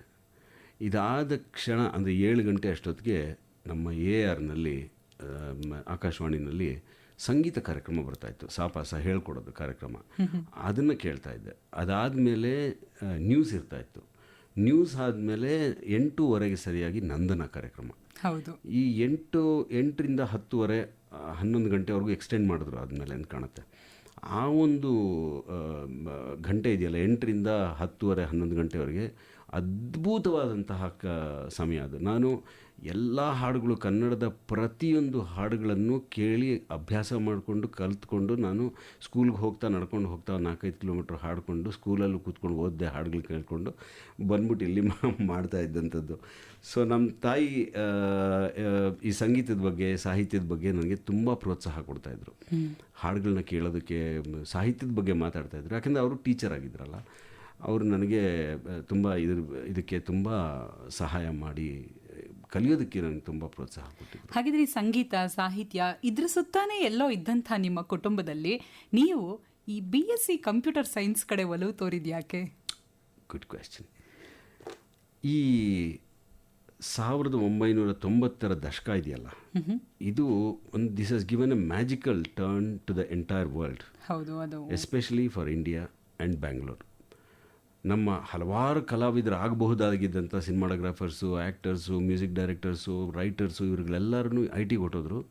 ಹಾಗಾಗಿ 1990ರಲ್ಲಿ ನಮ್ಮ 90ರಿಂದ ಆ ದಶಕದಿಂದ LPG ಎಫೆಕ್ಟ್ ಇರ್ಬೋದು, ಆಗಿಂದ ಅದು ನಮ್ಮ ಈ ಇಂಡಸ್ಟ್ರಿಗೆ ಒಂದು ದೊಡ್ಡ ಹೊಡೆತ ಅಂತ ನನಗೆ ಅನಿಸುತ್ತೆ. ಆಗ ತುಂಬ ಜನ ಅಲ್ಲಿಗೆ ಹೊಟ್ಟೋದ್ರು. ಅಕೌಂಟೆಂಟ್ಗಳಾಗಿ, ಡ್ರೈವರ್ಗಳಾಗಿ, ಸೆಕ್ಯೂರಿಟಿಗಳು, ಏನೇನೋ ಆಗಿ ತುಂಬ ದೊಡ್ಡ ದೊಡ್ಡ talented people went there, and therefore we did not do very well during that 1990s. ಇಲ್ಲಿ 1999ರಲ್ಲಿ ನಾನು ಏನು ಮಾಡಬೇಕಪ್ಪ ನನ್ನ PUC ಆದಮೇಲೆ ಅಂತಂದಾಗ ನನ್ನ ಅಣ್ಣ ಜಯರಾಮ್ ಅಂತಿದ್ದಾರೆ, ಅವರು ನನಗೆ ಇಲ್ಲ ನೀನು ಕಂಪ್ಯೂಟರ್ ಕಲೀಲೇಬೇಕು ಅಂತ ಹೇಳ್ಬಿಟ್ಟು ನಾನು ಕರ್ಕೊಂಡೋಗಿ BSc ಕಂಪ್ಯೂಟರ್ ಸೈನ್ಸಿಗೆ ಸೇರಿಸಿದ್ರು. ನಾನು BSc computer science first batch of Bangalore university computer science ಮುಗಿಸಿದೆ. ಅದು ಮುಗಿಸಿದ್ದ ಮುಂದಿನ ವೆರಿ ಫ್ಯೂ ಇಯರ್ಸಲ್ಲಿ I got a good job. ಆದರೆ ಯಾಕೋ ಮನಸ್ಸೊಳಗಡೆ ಯಾವುದೋ ಒಂದು ಅಸಮಾಧಾನ ಕಾಡ್ತಾಯಿತ್ತು. ಏನೋ ಮಾಡ್ಬೋದಲ್ಲ, ಇನ್ನೇನೋ ನಾನು ಏನು ಮಾಡ್ತಾಯಿದ್ದೀನಿ, ಇದು ಯಾಕೆ ಹೀಗಿದೆ ಅಂತ ಅಂದ್ಕೊಂಡು. ಸೊ ಕಂಪ್ಯೂಟ್ರಿಗೆ ಹೋಗೋ ಕಾರಣ ಏನು ಅಂತಂದರೆ ಅವಾಗಿದ್ದಂಥ ಅವಕಾಶಗಳು. ಹೌದು, ಈ ಕಂಪ್ಯೂಟರ್ ಬರೋಕ್ಕೆ ಮುಂಚೆ ಬೇರೆ ಏನೋ ಬ್ಯಾಂಕಲ್ಲಿ ಕೆಲಸ ಅಂತೆ, ಅದು ಇದು. ನಮ್ಮ ತಂದೆಯವರು ಕೂಡ ರೈಲ್ವೆಗೆ ಸೇರ್ಕೊ ಅಂತ ಹೇಳಿ ಅವರು ಒತ್ತಾಯ ಮಾಡ್ತಾಯಿದ್ರು. ಇನ್ನೊಬ್ಬರು ಇನ್ನೊಂದು ಕಡೆ ಹೋಗುವಂತಾಯಿದ್ರು, ಏನೇನೋ ಮಾಡ್ತಾಯಿದ್ರು. ಇಂಜಿನಿಯರಿಂಗ್ ಸೀಟ್ ಸಿಕ್ಕಲಿಲ್ಲ. ಬ್ರಾಹ್ಮಣರು ಜನರಲ್ ಕೋಟಾ ಅಂತ ಹೇಳಿ ನಮಗೆ ಸಿಗ್ತಾ ಇರಲಿಲ್ಲ. ಎಲ್ಲರೂ ಎಷ್ಟೋ ಜನ ಏನೇನೋ ಪ್ರಯತ್ನ ಮಾಡು, ಹಾಗೆ ಮಾಡು, ಹೀಗೆ ಮಾಡು ಅಂತಾಯಿದ್ರು. ಆದರೆ ನಾವು ಕಲ್ತಂಥದ್ದು, ನಾವೇ ಕಲ್ತಂಥ ವಿಚಾರಗಳು ಕೆಲವಿರುತ್ತೆ, ಅದನ್ನು ಯಾವ ಯೂನಿವರ್ಸಿಟಿನೂ ಹೇಳ್ಕೊಡೋಕ್ಕಾಗಲ್ಲ. ದಟ್ ಈಸ್ ಕಲೆ, ಸಂಗೀತ, ಸಾಹಿತ್ಯ, ಆಮೇಲೆ ನಮ್ಮ ಇದು ನನಗೆ ಬಳುವಳಿಯಾಗಿ ಬಂದಂಥದ್ದು. ನಮ್ಮ ತಂದೆ ಕೊಟ್ಟಂಥ ಒಂದು ಬಳುವಳಿ. ಇಂಗ್ಲೀಷು, ಕನ್ನಡ, ಭಾಷಾ ಜ್ಞಾನ, ಅವರು ಬರಿತಾ ಇದ್ದಂಥ ಕನ್ನಡ, ಅವರು ಬರಿತಾ ಇದ್ದಂಥ ಇಂಗ್ಲೀಷು ಅತ್ಯದ್ಭುತವಾಗಿರ್ತಾಯಿತ್ತು. ಹಾಗಾಗಿ ನಾನು ಅವರ ಒಂದು ನೆರಳಿನಲ್ಲಿ, ಇದರಲ್ಲಿ ನಾನು ಕಲಿತಂಥ ಭಾಷೆಗಳನ್ನು. ಸೊ ನಾನು ಕನ್ನಡ ಕಲಿತಾ ಬಂದೆ. ನನಗೆ ಕಂಪ್ಯೂಟರ್ ಸೈನ್ಸು, ಟೆಕ್ನಾಲಜಿ ಅಷ್ಟು ಮನಸ್ಸಿಗೆ ಹಚ್ಚಲಿಲ್ಲ. Although I did my post graduation diploma in computer applications, I could not get there. So ಅದನ್ನು ಓದಿದ್ರೂ ಕೂಡ ಮನಸ್ಸಿಗೆ ಸಮಾಧಾನ ಇಲ್ಲ, ಬೇರೆ ಏನೋ ನನ್ನನ್ನು ಕರಿತಾ ಇದೆ ಅನ್ನೋದಂತೂ ನಿಮ್ಮ ಮೈಂಡ್ ಹೇಳ್ತಾ ಇತ್ತು ನಿಮಗೆ. ಖಂಡಿತವಾಗ್ಲೂ. ಸೊ ಹಾಗಿದ್ರೆ ಅದು ಏನು ಕರೀತು ಅನ್ನೋದ್ರ ಬಗ್ಗೆ ನಾವು ಆಮೇಲೆ ಮಾತಾಡೋಣ. ಅದಕ್ಕಿಂತ ಮುಂಚೆ ಒಂದು ವಿಷಯ ಏನಪ್ಪ ಅಂದರೆ, ಸಾಧಾರಣವಾಗಿ ಈ ಥರ ಕ್ಷೇತ್ರಕ್ಕೆ ಬರೋವಂಥವ್ರು, ಅದು ಮನೋರಂಜನೆ ಇರ್ಬೋದು, ಮಾಧ್ಯಮ ಇರ್ಬೋದು, ಒಂದು ಕ್ರಿಯೇಟಿವ್ ಆಗಿ ಇರೋವಂಥದ್ದು ಏನೇ ಇದ್ರು, ಯಾವಾಗಲೂ ಅಂದ್ಕೊಳ್ಳೋದು ನಾವು ಈ ಕಲೆ ಓದೋವಂಥ ವಿದ್ಯಾರ್ಥಿಗಳಲ್ಲೇ ಇದರಲ್ಲಿ ಆಸಕ್ತಿ ಜಾಸ್ತಿ ಅಂತ. ಈಗ ನೀವು ಅದಕ್ಕೆ ಅಪವಾದ ಆದ್ರಿ, ಅಂದರೆ ಖಂಡಿತ ಇಲ್ಲ, ಯಾರು ಏನು ಬೇಕು ಮಾಡ್ಬೋದು ಅನ್ನುವಂಥದ್ದು ಅಂಥೇಳಿ. ನೀವು ಕೇವಲ ಒಬ್ಬ ಬರಹಗಾರ ಅಂತಷ್ಟೇ ನಾನು ಹೇಳೋದಿಲ್ಲ, ನಿಮ್ಮನ್ನು ನಾವು ಕ್ರಿಯಾತ್ಮಕ ಬರಹಗಾರ ಅಂತ ಹೇಳಿ ಕರಿತೀನಿ. ಯಾಕಂದರೆ ಎಲ್ಲರೂ ಬರಿಬೋದು, ಈಗ ನಾನು ಏನೋ ಒಂದು ಸಾಲು ಬರಿಬೋದು, ಆದರೆ ಅದರಲ್ಲೊಂದು ಸೃಜನಶೀಲತೆ ಕಾಣಬೇಕು, ಅದು ನಿಮ್ಮ ಬರಹದಲ್ಲಿರುವಂಥದ್ದು. ಹಾಗಾಗಿಯೇ ನೀವು 5,000ಕ್ಕೂ ಹೆಚ್ಚು ಜಾಹೀರಾತುಗಳಿಗೆ ದನಿಯಾಗೋದ್ರ ಜೊತೆಗೆ ಜಾಹೀರಾತುಗಳನ್ನು ಬರೆದಿದ್ದೀರಿ. ಅದೊಂದು ಕ್ರಿಯೇಟಿವಿಟಿ ಬೇಡುವಂಥ ಕೆಲಸ. ಸೊ ಆ ಕೆಲಸ, ಆ ಒಲವು ಶುರುವಾಗಿದ್ದು ಹೇಗೆ? ಇದು BSc ಕಂಪ್ಯೂಟರ್ ಸೈನ್ಸ್ ಓದಿದ್ದು ಒಂದು ಕಡೆ ವೇಸ್ಟ್ ಅಂತ ಅನಿಸಿದ್ರೆ, ಇನ್ನೊಂದು ಕಡೆ ನನಗೆ ತುಂಬ ದೊಡ್ಡ ಬಲ ಆಯಿತು. ಈ ಟೆಕ್ನಾಲಜಿ, ಈ ನಾಲೆಡ್ಜ್, ಸೈನ್ಸ್ ಆ್ಯಂಡ್ ಟೆಕ್ನಾಲಜಿ ಏನು ನಾನು ಓದಿದ್ದೆ, ಅದೇನಾಯಿತು, ನಾನು ನನ್ನ ಕಾರ್ಪೊರೇಟ್ ಫಿಲ್ಮ್ಗಳು ಮಾಡೋದಕ್ಕೆ ಶುರು ಮಾಡಿದೆ. ಈಗ ನನಗೆ ಅನ್ನಿಸ್ತಾ ಇದೆ, ಆವತ್ತು ನಾನು ಓದಿದ ಕಂಪ್ಯೂಟರ್ ಸೈನ್ಸಿಂದಾಗಿ ನಾನು ದೊಡ್ಡ ದೊಡ್ಡ IT ಜಾಯಿಂಟ್ಗಳು, JSW steels, Cisco, Infosys, Wipro, Mahindra and Mahindra, ಈ ಥರ ದೊಡ್ಡ ದೊಡ್ಡ ದೊಡ್ಡ ಕಂಪನಿಗಳಿಗೆ ನಾವು ಕಾರ್ಪೊರೇಟ್ ಫಿಲ್ಮ್ಗಳು ಮಾಡ್ತೀವಿ. ಆ ಒಂದು ಟೆಕ್ನಾಲಜಿ, ಇನ್ಫಿನಿಯಾನ್, ಈ ಥರ ಕಂಪನಿಗಳಿಗೆ ನಾವು ಟೆಕ್ನಾಲಜಿ ಬಗ್ಗೆ ನಾವು ಫಿಲ್ಮ್ಗಳು ಮಾಡ್ತೀವಿ, ಕಾರ್ಪೊರೇಟ್ ಫಿಲ್ಮ್ಗಳನ್ನು ಮಾಡ್ತೀವಿ. ಸಾಕ್ಷ್ಯಚಿತ್ರ ಅಂತ ನಾವು, ಕಿರುಚಿತ್ರ, ವಾಟ್ ಎವರ್ ಯು ಕಾಲ್. ಈ ಡಾಕ್ಯುಮೆಂಟ್ರಿ ಫಿಲ್ಮ್ಗಳು, ಕಾರ್ಪೊರೇಟ್ ಫಿಲ್ಮ್ಗಳು ಮಾಡುವಾಗ ನನ್ನ ಆ ಒಂದು ಜ್ಞಾನ ನನಗೆ ತುಂಬ ಸಹಾಯ ಮಾಡ್ತು ಅಂತ ಅನ್ನಿಸ್ತಾ ಇದೆ. ಇದ್ರ ಜೊತೆಗೆ ನೀವು ಹೇಳಿದ ಹಾಗೆ ಆ ಒಂದು ಕಲಾತ್ಮಕವಾಗಿ ನಾವು ಯೋಚನೆ ಮಾಡ್ತಕ್ಕಂಥ ಒಂದು ಸಾಧ್ಯತೆ, ಆ ಒಂದು ಇದು ಇರೋದ್ರಿಂದ ನಾನು I am able to write the ಸ್ಕ್ರಿಪ್ಟನ್ನು ಬರೆದು ಜನಗಳಿಗೆ ಇಷ್ಟಪಡೋ ಹಾಗೆ ವಿಭಿನ್ನವಾಗಿ ಬರೆಯುವಂಥ ಒಂದು ಚಾನ್ಸ್ ನನಗೆ ಈ BSc ಕಂಪ್ಯೂಟರ್ ಸೈನ್ಸಿಂದ ನನಗೆ ಸಿಕ್ತು. Yes madam. ಈ ಬರವಣಿಗೆ ಅನ್ನೋದಿದೆಯಲ್ಲ, ಇವಾಗ ನೀವು ಬರೆದಿದ್ದು, ನಾ ಬರೆದಿದ್ದು ಯಾವತ್ತೂ ನನಗೆ ಚಂದನೇ ಇದೆ ಅಂತ ನನಗೆ ಅನಿಸುತ್ತೆ. ಆದರೆ ಇವಾಗ ನೀವು ಬರೆದಿದ್ದನ್ನು ಮತ್ತೊಬ್ರು ನೋಡಿ, ಎಲ್ರಿಗಿಂತ ನೀನು ಡಿಫ್ರೆಂಟಾಗಿ ಬರೆದಿದ್ಯಾ, ಇದರಲ್ಲಿ ಏನೋ ಒಂದಿದೆ ಅಂತ ಹೇಳೋದಕ್ಕೆ ಯಾರಾದರೂ ಒಬ್ರು ಬೇಕು, ನೀವು ಬರೆದಾಗಿದ್ದನ್ನು ತೋರಿಸಿ. ಸೊ ಯಾರಿಗೆ ನಿಮ್ಮ ಮೊದಲ ಸ್ಕ್ರಿಪ್ಟ್ಗಳನ್ನು ತೋರಿಸ್ತಾ ಇದ್ರಿ, ಅವರ ಒಂದು ಡಿಸಿಷನ್ ಏನಿದೆಯಪ್ಪ, ಪಾಸಿಟಿವಾ ನೆಗೆಟಿವಾ, ಹೇಗೆ ಅದನ್ನು ತಗೊಳ್ತಾ ಇದ್ರಿ? ನನ್ನ ಮೊದಲನೇ ಆಡಿಯನ್ಸ್ ನನ್ನ ಹೆಂಡತಿ. She is a PhD in dance and music, Jain ಯೂನಿವರ್ಸಿಟಿನಲ್ಲಿ ಅಸಿಸ್ಟೆಂಟ್ ಪ್ರೊಫೆಸರಾಗಿ ಕೆಲಸ ಮಾಡ್ತಾ ಇದ್ದಾರೆ. ಓಕೆ, ಹೆಸರು ಡಾಕ್ಟರ್ ಪ್ರಿಯಶ್ರೀ ರಾವ್ ಅಂತ. ಅವರಿಗೆ ನಾನು ಬರೆಯೋ ಒಂದೊಂದು ಸ್ಕ್ರಿಪ್ಟ್ ಆಗಲಿ, ನಾನು ಬರೆಯೋ ಒಂದು ಕಥೆ ಆಗಲಿ, ನಾನು ಬರೆಯೋ ಒಂದು ಕಾನ್ಸೆಪ್ಟ್ ಆಗಲಿ, ಮೊದಲು ಅವಳ ಹತ್ರ ಹೇಳಿಕೊಂಡು ನಾನು ವೆಟ್ ಮಾಡಿಬಿಡ್ತೀನಿ. ಅವಳ ಹತ್ರ ಹೇಳಿಕೊಂಡು ಅದು ಸರಿ ಇದೆಯೋ ಇಲ್ವೋ ಅಂತ ಕೇಳು, ಅದಕ್ಕೆ ಸರಿಯಾಗಿರುವಂಥ ವಿಮರ್ಶೆ, ಅದಕ್ಕೆ ಸರಿಯಾಗಿರುವಂಥ ಇನ್ಪುಟ್ಸು, ಚೆನ್ನಾಗಿದೆ ಇಲ್ಲ ಅನ್ನೋದು ಮೊದಲನೇ ಸತಿ ಕೇಳೋದು ಅವಳ ಬಾಯಿಂದ. ಅದಾದಮೇಲೆ ಅವಳು ಬೇಡ ಅಂದರೂ ಕೆಲವು ಸತಿ ಇಲ್ಲ ನಿಂಗೆ ಗೊತ್ತಾಗಲ್ಲ ಬಿಡು ಅಂತ ನಾನು ಮಾಡೋ ಸಾಧ್ಯತೆಗಳಿದೆ. ಆದರೆ ನನಗೆ ಮೊದಲನೇ ಒಂದು ಒಪಿನಿಯನ್ ಬರೋದೇ ನನ್ನ ಹೆಂಡತಿಯಿಂದ. ಮಧ್ಯರಾತ್ರಿ 12 ಗಂಟೆ 1 ಗಂಟೆಯಲ್ಲಿ ಅವಳು ಓದ್ತಾ ಇರ್ತಾಳೆ, ಬರಿತಾ ಇದ್ದಾಳೆ. ನಾವು ಮಲಗೋದೆ 1 ಗಂಟೆ 1:30 ಆಗುತ್ತೆ ಅನಿಸುತ್ತೆ. Again she is also voracious reader. So ಓದ್ತಾ ಇರ್ಬೇಕಾದ್ರೆ ನನಗೇನೋ ಅವಳಿಗೇನೋ ಒಂದು ಕಾನ್ಸೆಪ್ಟ್ ಬರುತ್ತೆ ಮನಸ್ಸಿಗೆ. She offers this to me, ಈ ಥರ ಒಂದು ಕಾನ್ಸೆಪ್ಟ್ ಇದೆ, ಇದನ್ನು ಮಾಡಿದ್ರೆ ಹೇಗೆ ಅಂತ ಅಂದ್ಕೊಂಡು. ಈ ಒಂದು ಅಷ್ಟು ದೊಡ್ಡ ಸಪೋರ್ಟು ನನ್ನ ಹೆಂಡತಿಯಿಂದ ಸಿಗ್ತಾ ಇದೆ. ಅವಳಿಂದಲೇ ನಾನು ಹಲವಾರು ಕಥೆಗಳನ್ನು, ಹಲವಾರು ಕಾನ್ಸೆಪ್ಟ್ಗಳನ್ನು ಡೆವಲಪ್ ಮಾಡೋಕ್ಕೆ ಸಾಧ್ಯ ಆಗಿದೆ. ಸೊ ಇಲ್ಲಿ ತಿದ್ದಿ ತೀಡುವ ಗುರು ಯಾರಿದ್ದಾರೆ ನಿಮ್ಮ ಹಿಂದೆ ಅಂದರೆ ಅದು ನಿಮ್ಮ ಪತ್ನಿ, ಧರ್ಮಪತ್ನಿ. ಖಂಡಿತವಾಗ್ಲು ಕೇಳ್ತಾ ಇದ್ದಾಳೆ ಅಂತ ಕಾಣುತ್ತೆ. ಮನೆಗೆ ಹೋಗ್ಬಿಟ್ಟು ಮೇಲೆ ಡಿಮಾಂಡ್ ಮಾಡ್ತಾಳೆ. ಸೊ ಅದಕ್ಕೆ ನೀವು ಬಹುಶಃ ಪ್ರೀತಿಯ ಧಾರೆ ಎರೆದಿರ್ತೀರಿ ಅಂದ್ಕೊಳ್ತೀನಿ. ಸೊ ಅವ್ರು ಏನೇ ಹೇಳಿದ್ರು, ತೀಡ್ಲಿ ಬೈಲಿ ಅಥವಾ ಸರಿ ಇಲ್ಲ ಅಂತೇಳಿ ಕೋಪದಲ್ಲಿ ರಿಜೆಕ್ಟ್ ಮಾಡಲಿ, ಏನೇ ಮಾಡಿದ್ರು ವಾಪಸ್ ನಿಮ್ಮಿಂದ ಪ್ರೀತಿ ಸಿಕ್ಕಿದ್ರೆ ಸಾಕು ಅಂದ್ಕೊಳ್ತೀನಿ ಬಹುಶಃ. ಖಂಡಿತ ಮೇಡಮ್, ಅದು ಪ್ರೀತಿ ಫ್ರೀ ಅಲ್ವಾ ಲೈಫಲ್ಲಿ, ಅದಕ್ಕೇನು ಕಾಸ್ಟ್ ಆಗಲ್ಲ. ಮನೆಗೆ ಹೋದ್ಮೇಲೆ ನಿಮ್ಮ ಕ್ಲಾಸ್ ಇದೆ. ಖಂಡಿತ. ಸದ್ಯಕ್ಕೆ ನಿಮಗಾಗಿ ಒಂದು ಗೀತೆ ಕಾಯ್ತಾ ಇದೆ. SP ಅವರ ದನಿಯಲ್ಲಿರುವಂತಹ ಗೀತೆ, SPB ಅವರಿಗೂ ಕೂಡ ಫೇವ್ರೆಟ್ ಆಗಿರುವಂತಹ ಹಾಡಿದು. ಸೊ ಯಾವ ಹಾಡು ಅನ್ನೋದನ್ನು ಕೇಳಿಸ್ತೀನಿ. ಹಾಡಿನ ನಂತರ ನಿಮ್ಮ ಹಾಗೆ SPB ಅವರ ಜೊತೆಗಿನ ನಂಟಿನ ಬಗ್ಗೆ ಮಾತಾಡೋಣ. ಖಂಡಿತ ಮೇಡಮ್, ಅದಕ್ಕೆ ಬೇಕಾದ್ರೆ 4 ದಿವಸ ಮಾತಾಡ್ತೀನಿ. ಕೇಳಿದ್ರೆ ನಿಮ್ಮ ಪ್ರಶ್ನೆ ಏನೇ ಇದ್ರು ಅಥವಾ ನಿಮ್ಮ ಅಭಿನಂದನೆಗಳನ್ನು ತಿಳಿಸೋದಿದ್ರು ಖಂಡಿತ ನೀವು ನಮಗೆ ವಾಟ್ಸಪ್ ಕಳಿಸ್ಬೋದು. ನಮ್ಮ ವಾಟ್ಸಪ್ ಸಂಖ್ಯೆ ಗೊತ್ತೇ ಇದೆಯಲ್ಲ, 9480901013 9480901013. ಈ ನಂಬರ್ಗೆ ವಾಟ್ಸಪ್ ಮೂಲಕ ನಿಮ್ಮ ಸಂದೇಶ ನಮ್ಮನ್ನು ತಲುಪಲಿ. ಮತ್ತೆ ಕೇಳಬೇಕು ಅನಿಸೋಂಥ ದನಿ SPB ಅವರದು. ಅವರೊಟ್ಟಿಗಿನ ನಿಮ್ಮ ನಂಟಿನ ಬಗ್ಗೆ ಹೇಳಿ ಸರ್. ಆ್ಯಕ್ಚುಲಿ SP ಬಾಲಸುಬ್ರಹ್ಮಣ್ಯಂ ಅವ್ರ ಜೊತೆ ನಂಟು ಅಂತಲ್ಲ, ಅವರು ನನ್ನ ಒಳಗಡೆ ಇದ್ದಾರೆ. ಸೊ ಅವ್ರನ್ನ ಭೇಟಿಯಾಗುವಂಥ ಒಂದು ಅವಕಾಶ ನಂಗೆ ಸಿಕ್ತು ಒಂದ್ಸತಿ. ನಮ್ಮ ETV ಅವರು ಒಂದು ಮಾಡ್ತಾ ಇದ್ದಂಥ ಒಂದು ಕಾರ್ಯಕ್ರಮ, ವಾಟಿಕ ವರ್ಷದ ಕನ್ನಡಿಗ ಅಂತ, ಎದೆ ತುಂಬಿ ಹಾಡುವನಲ್ಲ, ವರ್ಷದ ಕನ್ನಡಿಗ ಅಂತ ಒಂದು ಕಾರ್ಯಕ್ರಮ ಮಾಡ್ತಾಯಿದ್ರು. ನಾನು ಅಡ್ವರ್ಟೈಸರ್ ಆದ್ದರಿಂದ ನಮ್ಮ KSRTC ಸರ್ಕಾರದ ಪ್ರೋಗ್ರಾಮ್ಗಳು ಅದನ್ನೆಲ್ಲ ಅಡ್ವರ್ಟೈಸ್ ಮಾಡ್ತಾಯಿದ್ವಿ. ಸೊ ಅದಕ್ಕೊಂದು ಸ್ಪಾನ್ಸರ್ಶಿಪ್ಪನ್ನು ನಾನು ಕೊಟ್ಟಿದ್ದೆ. ಒಂದು 50 ಲಕ್ಷ 55 ಲಕ್ಷ ಸ್ಪಾನ್ಸರ್ನ ನನ್ನ ಕ್ಲೈಂಟ್ಗಳನ್ನೆಲ್ಲ ಹತ್ರ ಎಲ್ಲ ಹೋಗಿ ಮಾತಾಡಿ ಅವ್ರ ಹತ್ರ ಅದನ್ನ ಜೋಡಿಸಿ ETV ಅವರಿಗೆ ಅಡ್ವರ್ಟೈಸಿಂಗ್ ಆಪರ್ಚುನಿಟಿ ಸಿಕ್ಕಿದ್ರಿಂದ ಸ್ಪಾನ್ಸರ್ಸ್ ಕೊಟ್ಟಿದ್ವಿ. ಆ ಸ್ಪಾನ್ಸರ್ಸ್ ಕೊಟ್ಟಿದ್ದರಿಂದ ನಮ್ಮ ಏಜೆನ್ಸಿ, ನಾನು since I am owning the agency, ಅವ್ರು ನನ್ನನ್ನು ಕರೆದಿದ್ರು ಅಲ್ಲಿಗೆ. ETV ಅವರು ನನ್ನನ್ನು ಆಹ್ವಾನಿಸಿದ್ರು. ಅಲ್ಲಿಗೆ ಹೋಗಿದ್ದಾಗ ಅಲ್ಲದೆ ನನ್ನ ಜವಾಬ್ದಾರಿ ಬೇರೆ ಇತ್ತಲ್ಲ, ಅಲ್ಲೆಲ್ಲ ಹಾಕಿದಾರ ಅಲ್ವಾ, ಅಡ್ವರ್ಟೈಸಿಂಗ್ ಸರಿಯಾಗಿ ಮಾಡಿದಾರಲ್ಲ, ಟಿ ವಿಲಿ ಬರ್ತಾ ಇದೆಯಲ್ವ ನೋಡಬೇಕಾಗಿತ್ತು. ನಾವು ಹೋಗಿ ಹೋಟೆಲಲ್ಲಿದ್ದೆ. ಬೆಳಗಾಗಿ ಎದ್ದು 8 ಗಂಟೆಗೆ ಬಾಗಿಲು ತೆಗೆದು 8-8:15 ಬಾಗಿಲು ತೆಗೆದು ಹೊರಗಡೆ ಬಂದೆ. ಅದು ಲೇಟಾಗಿ ಹೋಗ್ತಾಯಿತ್ತು. ಬಂದು ಲಿಫ್ಟ್ ಒಳಗಡೆ ಹೋದೆ. ಲಿಫ್ಟ್ ಮುಚ್ಕೊಳ್ಳೋ ಅಷ್ಟೊತ್ತಿಗೆ ಯಾರೋ ಒಬ್ರು ಓಡಿ ಬಂದರು. ನಿಮಿಷ ಅಂತ ಬಂದು ಒಳಗಡೆ ನಿಂತ್ಕೊಂಡ್ರು. ನನಗೆ ಎದೆ ಜಲ್ಲಂದು ನಾನು ಅಲ್ಲೇ ಕರಗಿ ನೀರಾಗೋದೆ. ನನ್ನದ್ರದ್ದು SP ಬಾಲಸುಬ್ರಹ್ಮಣ್ಯಂ. ನಾನು ಅವ್ರನ್ನ ಅಲ್ಲಿಗೆ ಬರ್ತಾರೆ ಅಂತ ಗೊತ್ತಿರಲಿಲ್ಲ ಫಸ್ಟ್ ಆಫ್ ಆಲ್. ಇದು ಎಂಥ ಶಾಕು ಅಂತಂದರೆ, ನನ್ನ ಆರಾಧ್ಯ ದೈವ ಅಂತ ನಾವೇನು ಅಂದ್ಕೊಂಡಿದ್ರೆ ಅವ್ರು ನಮ್ಮ ಎದುರುಗಡೆ ಬಂದು ನಿಂತ್ಕೊಂಡ್ಬಿಟ್ರೆ ಹೆಂಗಾಗುತ್ತೋ ಆ ಒಂದು, ನಾನು 2 ನಿಮಿಷ ಸ್ತಬ್ಧನಾಗಿ ನೋಡ್ತಾ ಇದ್ದೆ.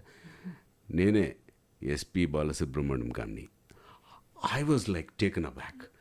ಮೈ ಗಾಡ್ ಅಂತ. ನಾನೇ ರೀ, ಹೇಳಿ ನಿಮ್ಮ ಹೆಸರು ಅಂತ.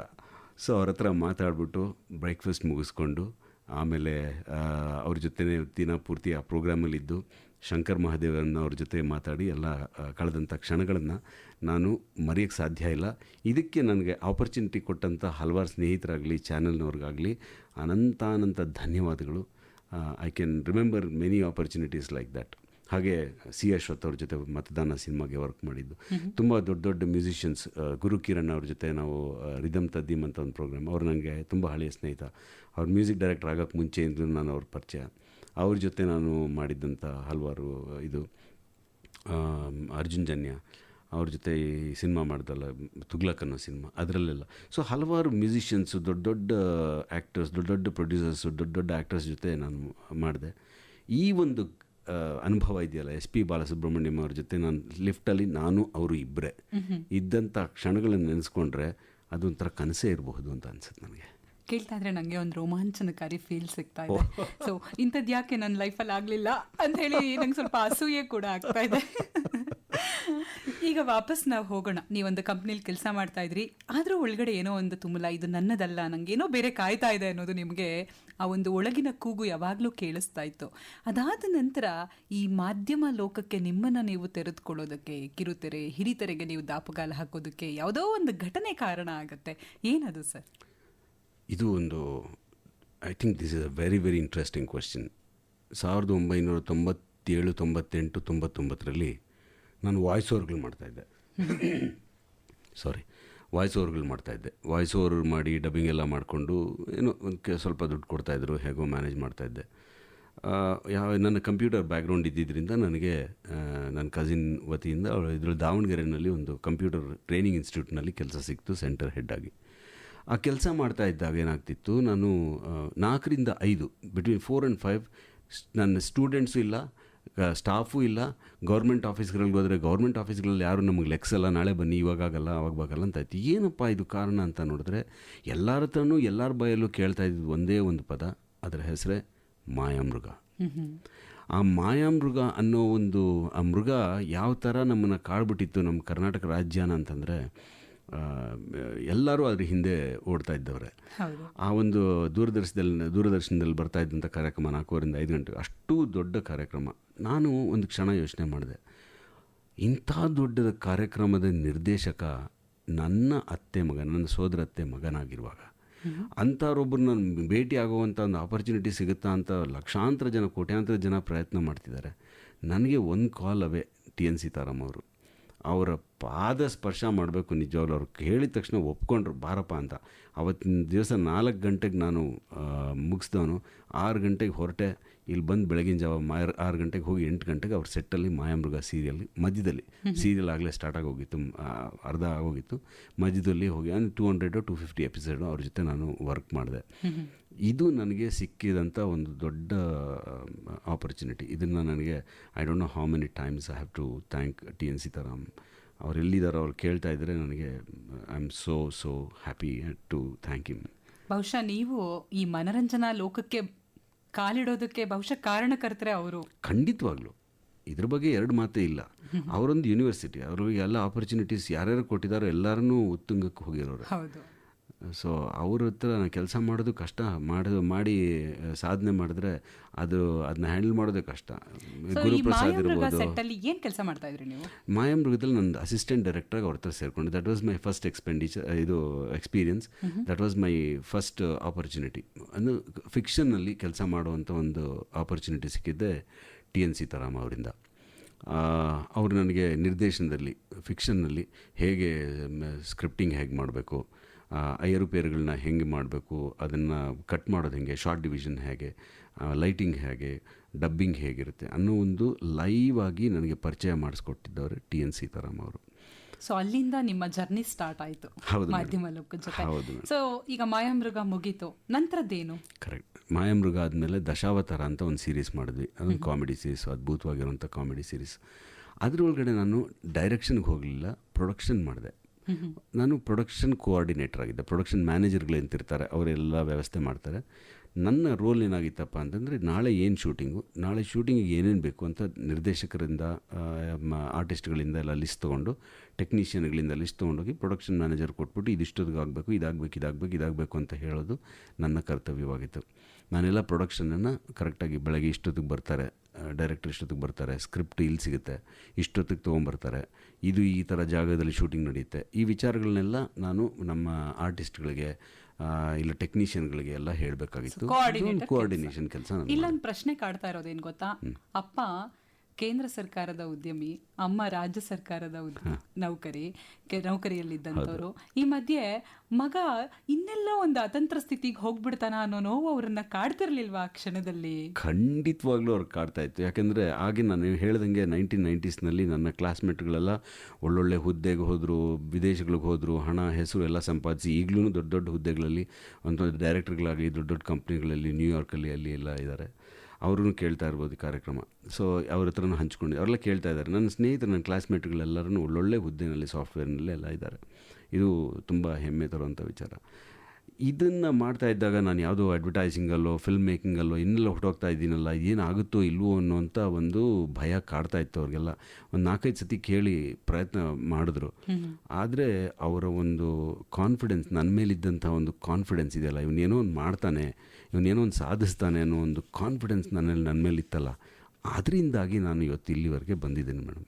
ಅದೇ ಅಲ್ಲ, ಅಪ್ಪ ಅಮ್ಮ ಅನ್ನೋದು ಮಕ್ಕಳ ಮೇಲೆ ಯಾವ ಮಟ್ಟಕ್ಕೆ ನಂಬಿಕೆ ಇಡ್ತಾರೆ ಅನ್ನೋದಕ್ಕೆ ಬಹುಶಃ ಇದೊಂದು ಉದಾಹರಣೆಯಾಗಿ ನಿಲ್ಲುವಂಥದ್ದು. Absolutely right. ಅದು ಸರ್ಕಾರಿ ನೌಕರರಾಗಿದ್ದಂಥವ್ರು ತಮ್ಮ ಮಕ್ಕಳು ಈ ಥರ ಫಿಲ್ಮ್ ಇಂಡಸ್ಟ್ರಿಗೆ ಅಲ್ಲಿ ಇವತ್ತು ತುಂಬ ದೊಡ್ಡ ದೊಡ್ಡ ಇನ್ಸ್ಟಿಟ್ಯೂಷನ್ಗಳು ಬಂದಿವೆ, ದೊಡ್ಡ ದೊಡ್ಡ ಕೋರ್ಸ್ಗಳು ಬಂದಿವೆ, ಮಾಧ್ಯಮ ಬೆಳೀತಾ ಇದೆ, ಮಾಧ್ಯಮಕ್ಕೆ ಒಳ್ಳೊಳ್ಳೆ ಅವಕಾಶಗಳು ತುಂಬ ಇದೆ.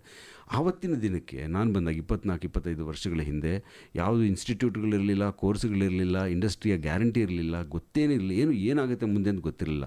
ಸಿನಿಮಾ ಇಂಡಸ್ಟ್ರಿಗೆ ಹೋಗ್ತಿದ್ದಾನೆ ಅಂದರೆ ನೆಕ್ಸ್ಟು ಪಾಲಿಟಿಕ್ಸೇ, ಅಂದರೆ ನೀವು ಕೆಳಗೆ ಹೋಗ್ತಾ ಇರೋಂಥ ಜಾಗ ಅನ್ನೋ ಥರನೇ ಫೀಲ್ ಇತ್ತು. ನಾಟಕ ಸಿನಿಮಾ ಅನ್ನೋದು it was not a welcome by any of the families like ours. ತುಂಬ ಟ್ರೆಡಿಷ್ನಲ್ ಫ್ಯಾಮಿಲಿ, ಕಾನ್ಸರ್ವೇಟಿವ್ ಫ್ಯಾಮಿಲಿನಲ್ಲಿ it was very difficult for us to take this, accept this. ಆದರೆ ನಮ್ಮ ತಂದೆ ತಾಯಿ ನನಗೆ ಅವಕಾಶ ಕೊಟ್ಟರು, ನನ್ನ ಆಯ್ಕೆಯನ್ನು ಅವರು ಬೆಂಬಲಿಸಿದ್ರು. ಹೋಗಪ್ಪ ಏನು ಮಾಡ್ತೀವೋ ಮಾಡು ಅಂತ ಮುಂತಳಿದ್ರು ನನ್ನ. ಸೊ ಅದಕ್ಕೆ ನೀವು ಇಷ್ಟು ಅಚಲವಾಗಿ ನಿಂತ್ರಿ ಈ ಕ್ಷೇತ್ರದಲ್ಲಿ. ಖಂಡಿತವಾಗಿ. ಸೊ ಅದಕ್ಕೆ ಅಪ್ಪ ಅಮ್ಮನ ಆಶೀರ್ವಾದ, ಅವರ ನಂಬಿಕೆ ಎಲ್ಲದಕ್ಕೂ ಕೂಡ ನೀವು ನ್ಯಾಯ ಕೊಟ್ಟಿದ್ದೀರಿ. ನ್ಯಾಯ ಕೊಟ್ಟಿದ್ದೀನೋ ಇಲ್ವೋ ಗೊತ್ತಿಲ್ಲ, ಅದು it's a good question, big question. ಮತ್ತೊಂದು ವಿಷಯ ನಾನು ಹೇಳಲೇಬೇಕಾಗಿದೆ ಏನಪ್ಪ ಅಂತ ಹೇಳಿದ್ರೆ, ಜಾಹೀರಾತು ಕ್ಷೇತ್ರ ಒಂದು ಅತಿ ದೊಡ್ಡ ವಲಯ. ಅಂದರೆ ಯಾವುದೇ ಒಂದಾಗಲಿ, ಒಂದು ಅಡ್ವರ್ಟೈಸ್ಮೆಂಟ್ ಕೊಟ್ಬಿಡೋಣ, ಏನೋ ಒಂದು ಪ್ರಾಫಿಟ್ ಆಗುತ್ತೆ, ಅಥವಾ ಒಂದು ಪ್ರಮೋಷನ್ ಬೇಕು, ಅದಕ್ಕೊಂದು ಆ್ಯಡ್ ಮಾಡಬೇಕು. ಸೊ ಈ ಥರದ್ದೆಲ್ಲ ನಾವು ಸಾಧಾರಣವಾಗಿ ಇವತ್ತಂತೂ ಮಾಮೂಲಿಯಾಗಿರುವಂಥದ್ದು. ಅಡ್ವರ್ಟೈಸ್ಮೆಂಟ್ ಅನ್ನುವಂಥದ್ದು ಪ್ರತಿಯೊಂದಕ್ಕೂ ಬೇಕು ಅಂತ ಹೇಳಿ ಪರಿಗಣಿಸುವಂಥ ಕ್ಷೇತ್ರ ಅದು. ಇಂಥದ್ದೊಂದು ಕ್ಷೇತ್ರಕ್ಕೆ ಸಿನಿಮಾ ಲೋಕದ ದಿಗ್ಗಜರನ್ನು ಪರಿಚಯಿಸಿದಂಥ ಕೀರ್ತಿ ನಿಮಗೆ ಸಲ್ಲತ್ತೆ. ಈ ಬಗ್ಗೆ ಹೇಳಿ. ಅಡ್ವರ್ಟೈಸಿಂಗ್ ಅನ್ನೋದು ನನಗೆ ಚಿಕ್ಕ ವಯಸ್ಸಿನಿಂದ 4-5 ವರ್ಷದಿಂದ ನನಗೆ ತುಂಬ ಹತ್ತಿರವಾದಂಥದ್ದು. ಎಲ್ಲರೂ ಪ್ರೋಗ್ರಾಮ್ ಮಧ್ಯದಲ್ಲಿ ಅಡ್ವರ್ಟೈಸ್ಮೆಂಟ್ ಬಂದರೆ ಅವರು ಚಾನಲ್ ಶಿಫ್ಟ್ ಮಾಡಿಬಿಡ್ತಾರೆ. ನಾನು ಅಡ್ವರ್ಟೈಸ್ಮೆಂಟ್ ಆಗ್ತಾ ಇದ್ದಂಗೆ ಪ್ರೋಗ್ರಾಮ್ ಬಂದರೆ ಚಾನಲ್ ಶಿಫ್ಟ್ ಮಾಡ್ತೀನಿ. ನಾನು ಎಲ್ಲ ಅಡ್ವರ್ಟೈಸ್ಮೆಂಟ್ಗಳು ನನ್ನ ಚಿಕ್ಕ ವಯಸ್ಸಿನಿಂದ ನನಗೆ ನೆನಪಿದೆ. ನನ್ನ 4-5 ವರ್ಷದಿಂದ ನಾನು ನೋಡ್ತಾ ಇದ್ದಂಥ ರಾಣಿಪಾಲ್ ರಾಣಿಪಾಲ್ ರಾಣಿಪಾಲ್ ರಾಣಿಪಾಲ್ ರಾಣಿಪಾಲ್ ರಾಣಿಪಾಲ್ ಒಂದೇ ರಾಣಿಪಾಲ್ ಆ ಥರದ್ದೊಂದು ಅಡ್ವರ್ಟೈಸ್ಮೆಂಟ್. ಅದು ನನ್ನ 1970s ಏನೋ ಆವಾಗ. ಅದಲ್ಲದೆ ಜೈ ಕಿಸಾನ್ ರಾಜ್ಯ, ಬೆಳಕಿನ ಸಾಮ್ರಾಜ್ಯ, ನಾಳೆಯ ಸಮೃದ್ಧ ಜೀವನಕ್ಕಾಗಿ ತಂದಿದೆ ಈಗಲೇ ನೋಡಿ, ಜಯ ಕಿಸಾನ್ ಜಯ ಜವಾನ್, ಇದೆಲ್ಲ ಹಳೆ ಹಾಡುಗಳನ್ನು ನಾವು, ಅಂದರೆ ನನಗೆ ಅವಾಗ ಒಂದು 5 ವರ್ಷ ಇರಬಹುದು.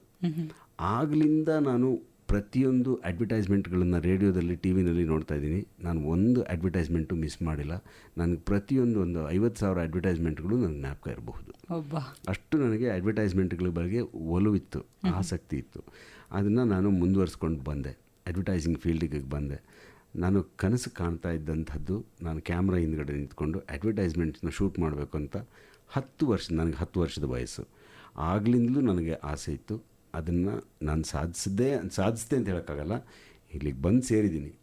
ಹಾಗೆ ಇದನ್ನು ನಾನು ಅವಕಾಶ ಕೊಡೋಕ್ಕಿಂತ ಹೆಚ್ಚಾಗಿ ನಾನು ಹೇಳ್ಬೋದು, ಇವಾಗ ಉಪೇಂದ್ರ ಅವ್ರ ಜೊತೆ ವರ್ಕ್ ಮಾಡಿದೆ, ದಿಗಂತು, ಐಂದ್ರಿತಾ, ಪೂಜಾ ಗಾಂಧಿ, ಸಂಜನಾ ಗಲ್ರಾಣಿ, ಆಮೇಲೆ ಟೆಲಿವಿಷನ್ ಇಂಡಸ್ಟ್ರಿನಲ್ಲಿ ಹಲವಾರು ಜನ. ಆಮೇಲೆ ನನಗೆ ನಾನಾ ಪಾಟೇಕರ್ ಅವ್ರನ್ನ ಭೇಟಿಯಾಗಿದ್ದರು, ಅಡ್ವರ್ಟೈಸಿಂಗ್ ವಿಚಾರವಾಗಿ ಮಾತಾಡೋಕ್ಕೆ ಸಾಧ್ಯ ಆಯಿತು.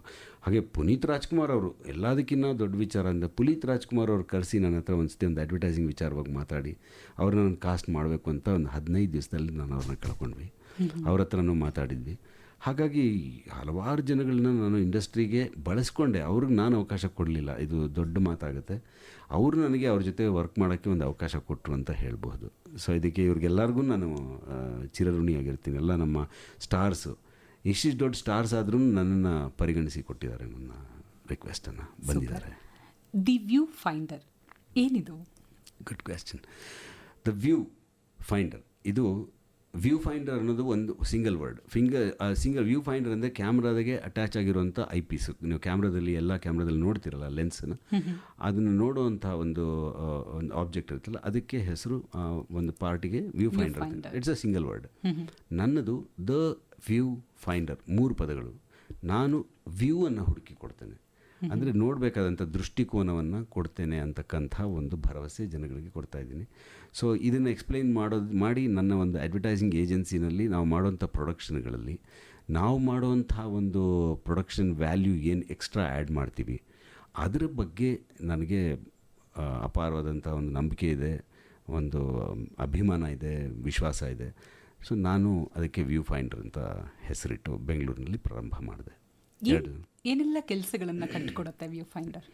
ವ್ಯೂ ಫೈಂಡರ್ನಲ್ಲಿ corporate films, ad films, cinema, events, all creative, ನಮ್ಮ ರೇಡಿಯೋ ಕಮರ್ಷಿಯಲ್ಗಳು, ಆಮೇಲೆ ರೇಡಿಯೋ ಪ್ರೋಗ್ರಾಮ್ಗಳು. ಹಾಗೆ ನಾನು ಶಾಡ್ರಿಕ್ ಸೋಲಮನ್ ಅಂತ ಒಬ್ಬರು ಮ್ಯೂಸಿಕ್ ಡೈರೆಕ್ಟರ್ ಇದ್ದಾರೆ, ಅದ್ಭುತವಾದಂಥ ಮ್ಯೂಸಿಕ್ ಡೈರೆಕ್ಟರು.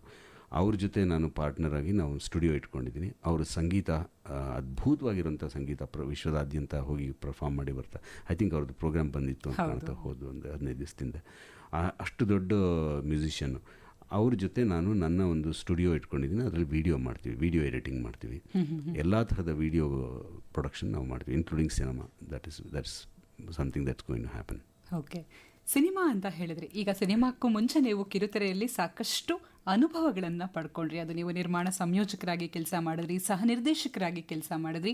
ಇಷ್ಟೆಲ್ಲ ಮಾಡಿದವರು ನೆಕ್ಸ್ಟ್ ಕೈ ಇಡೋದೆ ಸಿನಿಮಾಗೆ. ಇಷ್ಟೆಲ್ಲ ನಾನು ಕಲ್ತಿದ್ದೀನಿ, ಏನಿದೆ ತೆರೆಮರೆಯಲ್ಲಿ ಅನ್ನೋದು ನನಗೆ ಗೊತ್ತಿದೆ, ಇನ್ನೇನಿದ್ರು ನೆಕ್ಸ್ಟ್ ನಾನು ಡೈರೆಕ್ಷನ್ ಮಾಡಿಬಿಡೋಣ ಅಂತ ಹೇಳಿ ಮುಂದಾಗೋರೆ ಹೆಚ್ಚು. ಯಾಕೆ ಇಷ್ಟೆಲ್ಲ ಅನುಭವ ಇದ್ರು ಇನ್ನೂ ನಿಮ್ಮಿಂದ ನಾವೊಂದು ಸಿನಿಮಾನ ನಿರೀಕ್ಷೆ ಮಾಡಿಲ್ಲ? ಇದು ತುಂಬ ದೊಡ್ಡ ಪ್ರಶ್ನೆ. ಸಿನಿಮಾ ಅನ್ನೋದು it's A different art all together. ನಾವು ಮಾಡೋ ಕೆಲಸ ಒಂದೇ ಆದ್ರೂ ಅದಕ್ಕೆ ಬೇಕಾಗಿರೋಂಥ ಕ್ಷಮತೆ ಬೇರೆ, ನಾವು ಅಡ್ವರ್ಟೈಸಿಂಗಿಗೆ ಮಾಡೋಂಥ ಕ್ಷಮತೆ ಬೇರೆ. ನಾವು ಅಡ್ವರ್ಟೈಸ್ಮೆಂಟಲ್ಲಿ 10 ಸೆಕೆಂಡ್, 20 ಸೆಕೆಂಡ್, 30 ಸೆಕೆಂಡಲ್ಲಿ ಏನು ತುಂಬಕ್ಕೆ ಸಾಧ್ಯ ಆಗುತ್ತೋ, ಎಷ್ಟು ವಿಚಾರಗಳನ್ನು ಟೈಟ್ ಪ್ಯಾಕ್ ಮಾಡಿ ಪ್ರೆಸೆಂಟ್ ಮಾಡೋಕ್ಕಾಗುತ್ತೋ ಬ್ಯೂಟಿಫುಲ್ಲಾಗಿ, ಅದನ್ನು ಒಂದು ಪ್ರಯತ್ನ ಮಾಡ್ತೀವಿ. ಆದರೆ ಸಿನಿಮಾ ಅನ್ನೋದು ಹಾಗಲ್ಲ. ಒಂದು 2.5 ಗಂಟೆ 3 ಗಂಟೆ ಜನ ದುಡ್ಡು ಕೊಟ್ಟು ಅವರ ದುಡ್ಡಿಗಿನ್ನ ಹೆಚ್ಚಾಗಿ ಅವರ ಅಟೆನ್ಷನ್, ಅವ್ರ ಪರ್ಸ್ನಲ್ಲಾಗಿ ಬಂದು ಕೂತ್ಕೊಂಡು ನಮ್ಮ ಬಗ್ಗೆ ವಿಮರ್ಶೆ ಮಾಡುವಂಥ ಒಂದು ಪ್ಲ್ಯಾಟ್ಫಾರ್ಮ್. ಹೌದು. ಸೊ ಸಿನಿಮಾ ಮಾಡೋದಕ್ಕೆ ನಮಗೆ ಈಗ ಆ್ಯಡ್ ಫಿಲ್ಮ್ ಶೂಟ್ ಮಾಡಿದಂಗೆ ತಿಂಗ್ಳಿಗೊಂದು 10 ದಿವಸ ಶೂಟಿಂಗ್ ಇರುತ್ತೆ. ಶೂಟಿಂಗ್ ಮಾಡಿಕೊಂಡು ರಿಲ್ಯಾಕ್ಸ್ಡ್ ಆಗಿ ಇನ್ನು 20 ದಿವಸ ಎಡಿಟಿಂಗು, ಅದು ಇದು ಮೀಟಿಂಗು ನಾವು ಮಾಡ್ಕೊಂಡು ಜೀವನ ನಡೆಸ್ತಾ ಇದ್ದೀವಿ. ಎಷ್ಟು ಬರುತ್ತೋ ಅಷ್ಟು ಬಂದಷ್ಟು ಇಲ್ಲಿದ್ದಂಗಿಲ್ಲ. ಸೊ ಈಗ ನಡೆಸ್ಕೊಡೋದು. ಆದರೆ ಸಿನಿಮಾದಲ್ಲಿ ಹಾಗಾಗಲ್ಲ. ಒಂದು ಸತಿ ಪ್ರಾರಂಭ ಮಾಡಿದ್ರಿ ಅಂದರೆ 1-1.5 ವರ್ಷ ಕಂಟಿನ್ಯೂಸ್ ಆಗಿ location, artist, scripting, shooting, dubbing, recording ಎಲ್ಲ ಮುಗಿಸ್ಕೊಂಡು, ಮ್ಯೂಸಿಕ್ ರೆಕಾರ್ಡಿಂಗು ಎಲ್ಲ ಮುಗಿಸ್ಕೊಳ್ಳೋವಷ್ಟೊತ್ತಿಗೆ 1-1.5 ವರ್ಷ ಆಗುತ್ತೆ. 1.5 ವರ್ಷ ಆದಮೇಲೆ ಸಿನಿಮಾ ಮಾಡೋದಕ್ಕಿಂತ ದೊಡ್ಡ ಘಟ್ಟ ಇದೆಯಲ್ಲ, ಇದು ರಿಲೀಸ್ ಮಾಡೋವಂಥದ್ದು, ಜನರಿಗೆ ತಲುಪಿಸ್ತಕ್ಕಂಥ ಒಂದು ಅದು ಅಗಾಧವಾದಂಥ ಕೆಲಸ. ಅದು ಸರಿಯಾಗಿರುವಂಥ ಡಿಸ್ಟ್ರಿಬ್ಯೂಟರ್ಗಳಿಗೆ ಹಿಡಿಬೇಕು, ಅವರು ಒಪ್ಕೋಬೇಕು, ಅಂತ ತೊಗೊಂಡು ಮಾರಬೇಕು, ಅದು ರೀಚ್ ಆಗ್ಲಿಕ್ಕೆ ಜನಗಳಿಗೆ ರೀಚ್ ಆಗಬೇಕು. ಈ ಒಂದು ಪ್ರಕ್ರಿಯೆ ಇದೆಯಲ್ಲ, ಇದು ನನಗೆ ತುಂಬ ಇಂಟ್ರಿಗಿಂಗ್. ಅಂದರೆ ನನಗೆ ತುಂಬ ಆತಂಕವನ್ನು ಹುಟ್ಟಿಸೋವಂಥ ಒಂದು ಕೆಲಸ ಇದು. ನನ್ನ ಅಂದರೆ ಬೇಸಿಕಲಿ ನಾನು ಮಾಡೋವಂಥ ಒಂದು ಕತೆ, ಹೇಳೋವಂಥ ಕತೆನ ಯಾರಿಗೊಂದು ಜವಾಬ್ದಾರಿ ಕೊಟ್ಟು ನೀವು ಮಾರಿ, ನೀವು ಜನಗಳಿಗೆ ತೋರಿಸಿ ಅಂತ ಕೊಡಬೇಕಾಗುತ್ತೆ. It's a very big challenge. ಜನಗಳಿಗೆ ಇದನ್ನ ತಲುಪಿಸುವಂಥ ಕೆಲಸ ಇದೆಯಲ್ಲ, ಅದು ಇವತ್ತಿನ ಕಾಲದಲ್ಲಿ. ಯಾಕೆಂದರೆ video is no more a commodity. ಮೊದಲು ವಿಡಿಯೋ ಅಂದರೆ ಹೇಗಿದ್ರೂ ನೋಡ್ತಾಯಿದ್ರು. ಇವತ್ತು video is not a commodity. ಹೋಗ್ರಿ ಎಷ್ಟು ಬೇಕು, ಯೂಟ್ಯೂಬ್ನಲ್ಲಿ 1000 ಇದೆ ಅಂತಾರೆ. ಅಂಥ ಸಮಯದಲ್ಲಿ ನಾವು ಸಿನಿಮಾ ಮಾಡಿಬಿಟ್ಟು ಕೋಟ್ಯಾಂತರ ಜನಗಳಿಗೆ ಒಪ್ಪಿಸೋದು, ಮೆಚ್ಚಿಸೋದಿದೆಯಲ್ಲ, ಇದು ತುಂಬ ದೊಡ್ಡ ಟಾಸ್ಕ್. ಅದಕ್ಕೆ ನಾನು ಕಾಯ್ತಾ ಇದ್ದೇನೆ. ಪ್ರತಿನಿತ್ಯ ನನ್ನ ಹೆಂಡತಿ ಕನಸು, ನಾನು ನಿಮ್ಮ ಹೆಸರು ವೆಂಕಟ್ ಶಾಸ್ತ್ರಿ ಫಿಲ್ಮ್ ಅಂತ, the view finder presents the Venkat Shastri film ಅಂತ ಯಾವಾಗ ನೋಡ್ತೀನಿ ಅಂತ ಕಾಯ್ತಾ ಇರ್ತಾಳೆ. ಆದಷ್ಟು ಬೇಗ ಅಲ್ಲ, ಆದಷ್ಟು ಬೇಗ. ಈ ವರ್ಷದಲ್ಲಿ ನಾನು 4-5 ಕಥೆಗಳು ಬರೆದಿದ್ದೀನಿ, ರಿಜಿಸ್ಟರ್ ಮಾಡ್ಕೊಂಡಿದ್ದೀನಿ. ನಾನು ಬರೆದಂಥ ಕಥೆಗಳು 4-5 ಜನ ಸ್ನೇಹಿತರಿಗೂ ಹೇಳಿದ್ದೆ. ಅಂದರೆ ಇಂಡಸ್ಟ್ರಿನಲ್ಲಿ ಹೊರಗಡೆ 100 ಜನಗಳಿಗೆ ಹೇಳಿದ್ದೀನಿ.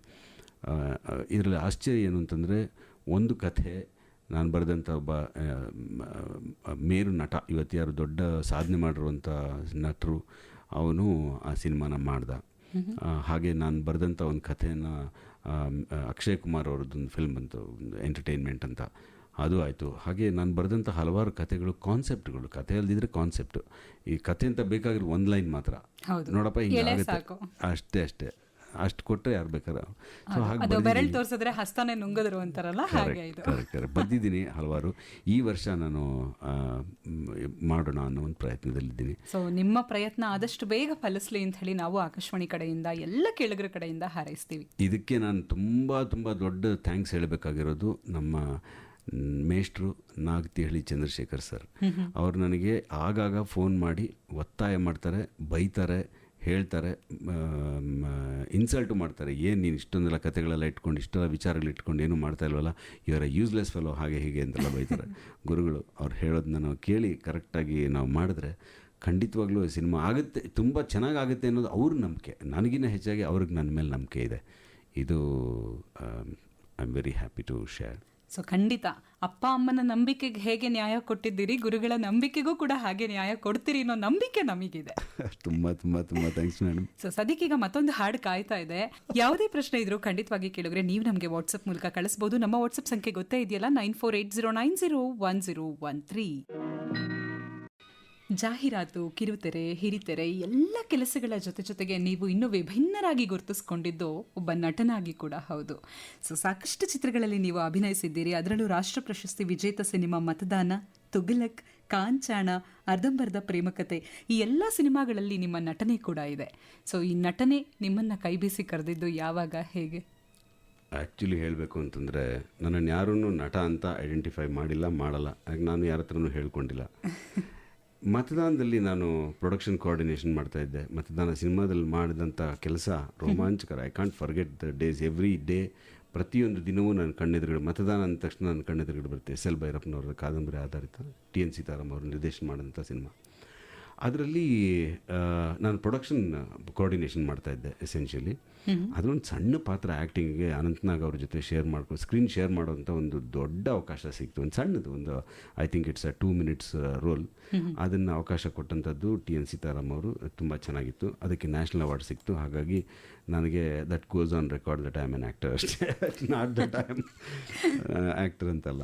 ಹಾಗೆ ಮಾಯಾಮೃಗದಲ್ಲಿ, ದಶಾವತಾರದಲ್ಲಿ, ಮನ್ವಂತರದಲ್ಲಿ ಎಲ್ಲದರಲ್ಲೂ ಅವರು ನನಗೆ ಒಂದು ಸೀನು, ಒಂದೊಂದು ಇದು ಕೊಡ್ತಾರೆ. ಮೋಹಿನಿ ವರ್ಸಸ್ ಮಹಾಲಿಂಗ ಅಂತ ಒಂದು ಕಾಮಿಡಿ ಆ್ಯಕ್ಟಿಂಗ್ ಅದನ್ನು ಕೊಟ್ಟಿದ್ದರು. ಅದಾದಮೇಲೆ ದ ಪೇಂಟರ್ ಅಂತ ಒಂದು ಯಾವುದೋ ನಮ್ಮ ವೆಂಕಟ್ ಭಾರದ್ವಾಜ್ ಅವರು ಕೋವಿಡ್ ಟೈಮಲ್ಲಿ ಮಾಡಿದ್ರು. ಅದರಲ್ಲಿ ನಿರ್ದೇಶನ ಮಾಡಿ ಆ್ಯಕ್ಟಿಂಗು ಮಾಡಿ ನಮ್ಮ ಮನೇಲಿ ನಾವೇ ಶೂಟಿಂಗ್ ಮಾಡಿಕೊಂಡು ಸಿನಿಮಾ ಮಾಡಿದ್ವಿ. ದ ಪೀಕ್ ಅಂತ ಒಂದು ಇಂಗ್ಲೀಷ್ ಫಿಲ್ಮ್ ಬಂತು, ಅದನ್ನ ಪ್ರೊಡಕ್ಷನ್ ಮಾಡಿದ್ದೆ. ಹಾಗೆ ತುಘಲಕ್ನಲ್ಲಿ ನನ್ನ ಸ್ನೇಹಿತ ರಕ್ಷಿತ್ ಶೆಟ್ಟಿ ಪ್ರೊಡ್ಯೂಸ್ ಮಾಡಿದಂಥ ತುಘಲಕ್ ಸಿನಿಮಾದಲ್ಲಿ ಒಂದು ರೋಲು, ಕಾಮಿಡಿ ರೋಲ್ ಸಿಕ್ಕಿತ್ತು. ಅದನ್ನು ತುಂಬ ಸಂತೋಷ ನನಗೆ. ಅರವಿಂದ್ ಕೌಶಿಕ್ ಅವ್ರು ಕರೆದ್ಬಿಟ್ಟು ಮಾಡಿಸೋ, ಅವ್ರು ಮಾಡೋ ಪ್ರಾಜೆಕ್ಟ್ಗಳಲ್ಲಿ ನನಗೆ ಯಾವುದೋ ಒಂದು ರೋಲು. ಈವನ್ ಅರ್ಧಂಬರ್ಧ ಪ್ರೇಮಕತೆ ಕೂಡ ಅವರದ್ದೇ, ಅರವಿಂದ್ ಕೌಶಿಕ್. Very right. ಅರ್ಧಂಬರ್ಧ ಪ್ರೇಮಕತೆನಲ್ಲೂ ನನಗೆ ಅದಕ್ಕೆ ಮುಂಚೆ ಇನ್ನೊಂದು ಯಾವುದೋ ಒಂದು ಸಿನಿಮಾ ಮಾಡಿದ್ರು, ಅದು ಇನ್ನೂ ಐ ಥಿಂಕ್ ಅಂಡರ್ ಪ್ರೊಡಕ್ಷನ್ ಅಂತ ಕಾಣುತ್ತೆ. ಅದರಲ್ಲೂ ಒಂದು ಹೀಗೆ ಒಂದು ಕಾಮಿಡಿ ರೋಲ್ ಕೊಟ್ಟಿದ್ರು. ಕಾಂಚಾಣ ಅನ್ನೋ ಫಿಲ್ಮಲ್ಲಿ ನಮ್ಮ ಗಣೇಶ್ ನಿರ್ದೇಶನ ಮಾಡಿದಂಥ ಕಾಂಚಾಣ, ಸುಂದರ್ನಾಥ್ ಸುವರ್ಣ ಅವ್ರ ಪ್ರೊಡಕ್ಷನ್ನು, ಅವರೇ ಸಿನಿಮಾಟೋಗ್ರಫಿ ಮಾಡಿದ್ರು. ಅದರಲ್ಲಿ ಆ್ಯಕ್ಟಿಂಗ್ ಮಾಡಿದ್ದೆ. ಅದ್ಭುತವಾದಂತಹ ಡಿರೆಕ್ಷನ್ನು, ಅದ್ಭುತವಾದಂಥ ಕತೆ, ತುಂಬ ಚೆನ್ನಾಗಾಯಿತು. ನಮ್ಮ ದಿಗಂತ್ ಆ್ಯಕ್ಟಿಂಗ್ ಮಾಡಿದ್ದೆ ಅದರಲ್ಲಿ. ಅದನ್ನು ನಾನು ಮಾಡಿದ್ದೆ. ಅದನ್ನೆಲ್ಲ ನಮ್ಮ ಸ್ನೇಹಿತರ ಹತ್ರ ಅವಾಗವಾಗ ಹಂಚ್ಕೋತಾ ಇರ್ತೀನಿ. ಅವ್ರು ಸಾಕಣೋ ಎಷ್ಟು ಕಳಿಸ್ತೀಯ ಅಂತಿರ್ತಾರೆ, ಅದು ಬೇರೆ ವಿಚಾರ. Yes madam. ಸೊ ಈ ಮಧ್ಯೆ ನೀವು ಹೇಳಿದ್ರಿ ಇಂಗ್ಲಿಷ್ ಚಿತ್ರವೊಂದಕ್ಕೆ ನೀವು ಪ್ರೊಡಕ್ಷನ್ ಮ್ಯಾನೇಜರ್ ಆಗಿ ಕೆಲಸ ಮಾಡಿದೆ ಅಂತ ಹೇಳಿ. ಸೊ ಅದುವರೆಗೂ ನಮ್ಮ ಕನ್ನಡ ನೆಲದ ಕನ್ನಡ ಸಿನಿಮಾ, ಧಾರಾವಾಹಿಗಳು ಇದಕ್ಕೆ ಕೆಲಸ ಮಾಡ್ತಾ ಇದ್ರಿ. ಆನಂತರ ಒಂದು ಭಾಷೆ ಅಷ್ಟೇ ಬದಲಾವಣೆ ಅಲ್ಲ, ಇಡೀ ಸಂಪೂರ್ಣ ವ್ಯವಸ್ಥೆಯೇ ಬದಲಾವಣೆ ಇರುತ್ತೆ ಅಲ್ಲಿಗೂ ಇಲ್ಲಿಗೂ ಅಂತ ಏನಾದರೂ ಅನ್ಸತ್ತಾ? ಆ್ಯಕ್ಚುಲಿ ನಾವು ಇದು ಪ್ರೊಡಕ್ಷನ್ ಇಂಗ್ಲೀಷ್ ಸಿನಿಮಾ ಆದ್ರೂ ನಮ್ಮ ಬೆಂಗಳೂರು ಪ್ರೊಡಕ್ಷನ್ನೇ ಮಾಡಿದ್ದು, ಬೆಂಗಳೂರಿನವರೇ ಪ್ರೊಡಕ್ಷನ್ ಮಾಡಿದ್ದು. ಇದು ಹಾಲಿವುಡ್ ಅಥವಾ ಹೊರಗಡೆಯವರು ಬಂದು ಮಾಡಿದಂಥ ಸಿನಿಮಾ ಅಲ್ಲ.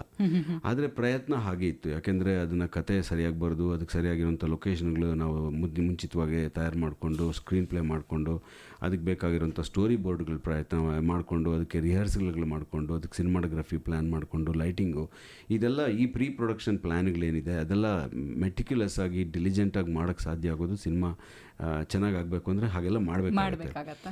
ಸೊ ಇದನ್ನು ಇಂಗ್ಲೀಷ್ ಸಿನಿಮಾನ ಮಾಡಿದಂಥವ್ರು ನಮ್ಮ ರಾಜೇಶ್ ಮೂರ್ತಿ ಅಂತ, ಓಂ ಶ್ರೀ ಸ್ಟುಡಿಯೋಸ್ ಅಂತ ಇತ್ತು, HMK ಮೂರ್ತಿ ಅವರ ಸ್ಟುಡಿಯೋ. ಅವರ ಮಗ ರಾಜೇಶ್ ಮೂರ್ತಿ ಅವರು ನಿರ್ದೇಶನ ಮಾಡಿದಂಥ, ಅವರೇ ಪ್ರೊಡ್ಯೂಸ್ ಮಾಡಿದಂಥ ಸಿನಿಮಾ ಇದು ದ ಪೀಕ್ ಅಂತ. ಅದರೊಳಗಡೆ ಕಂಪ್ಲೀಟ್ ಇಂಗ್ಲೀಷ್ ಸಿನಿಮಾಗೆ ಮಾಡುವಂಥ ಒಂದು ಪ್ರಯತ್ನವನ್ನು ನಾವು ಮಾಡಿದ್ವಿ. ಅದರೊಳಗಡೆ ನಾನು ಕಂಪ್ಲೀಟಾಗಿ ಪ್ರೊಡಕ್ಷನ್ ನಾನೇ ಹ್ಯಾಂಡಲ್ ಮಾಡಿದೆ. ಪ್ರೊಡಕ್ಷನ್ ಮ್ಯಾನೇಜರ್ ಆಗಿ, ಕೋಆರ್ಡಿನೇಟರ್ ಆಗಿ, ಪ್ರೊಡಕ್ಷನ್ ಕಂಟ್ರೋಲರ್ ಆಗಿ, ಡಿಸೈನರ್ ಆಗಿ ಎಲ್ಲವನ್ನು ಹೊತ್ಕೊಂಡು ನಾನು ಮಾಡಿದೆ. ಸೊ ಈ ಪ್ರೊಡಕ್ಷನ್ ಅನ್ನೋ ಪದಕ್ಕೂ ನಿಮಗೂ ಒಂದು ನಂಟಿದೆ. ಸೊ ಈ ನಂಟೇನಾದರೂ ಮುಂದೆ ಪ್ರೊಡ್ಯೂಸರ್ ಆಗೋವಂಥ ಚಾನ್ಸಸ್ನ ಕೊಡ್ಬೋದಾ?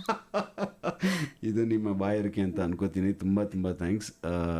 ಮಾಡೋ ಸಾಧ್ಯತೆಗಳು ಇದೆ, ಮಾಡಬಹುದು. ಪ್ರೊಡಕ್ಷನ್ ಮಾಡೋದ್ರಿಂದ ನಾವು ಕಲಿಯೋದು ತುಂಬ ಇರುತ್ತೆ. ಇದು ಸಿನಿಮಾ ಇಂಡಸ್ಟ್ರಿನಲ್ಲಿ ಒಂದು ಮಾತ್ರ ಮಾಡಿಬಿಟ್ಟು ಎಲ್ಲ ಕಲಿತೀನಿ, ನಾನು ದೊಡ್ಡ ವ್ಯಕ್ತಿ ಆಗ್ತೀನಿ ಅಂದರೆ ಆಗಲ್ಲ.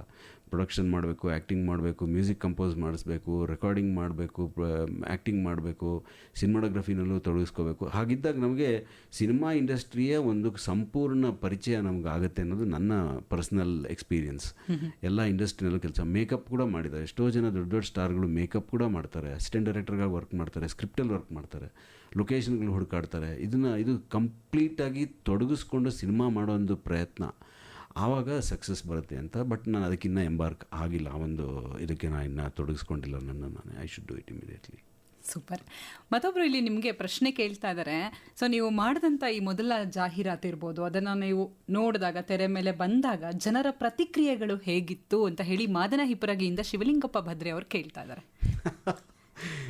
ಒಂದು ಏನಪ್ಪ ಇದು, ಇಷ್ಟು ದೊಡ್ಡ ಪ್ರೊಡಕ್ಷನ್ಗೆ ಇಷ್ಟು ಕಾಸು ಖರ್ಚು ಮಾಡಿಬಿಟ್ನಲ್ಲ ಅಂತ ನಮ್ಮ ಪ್ರೊಡ್ಯೂಸರ್ ಅಂದ್ಕೊಂಡಿರ್ಬೋದು.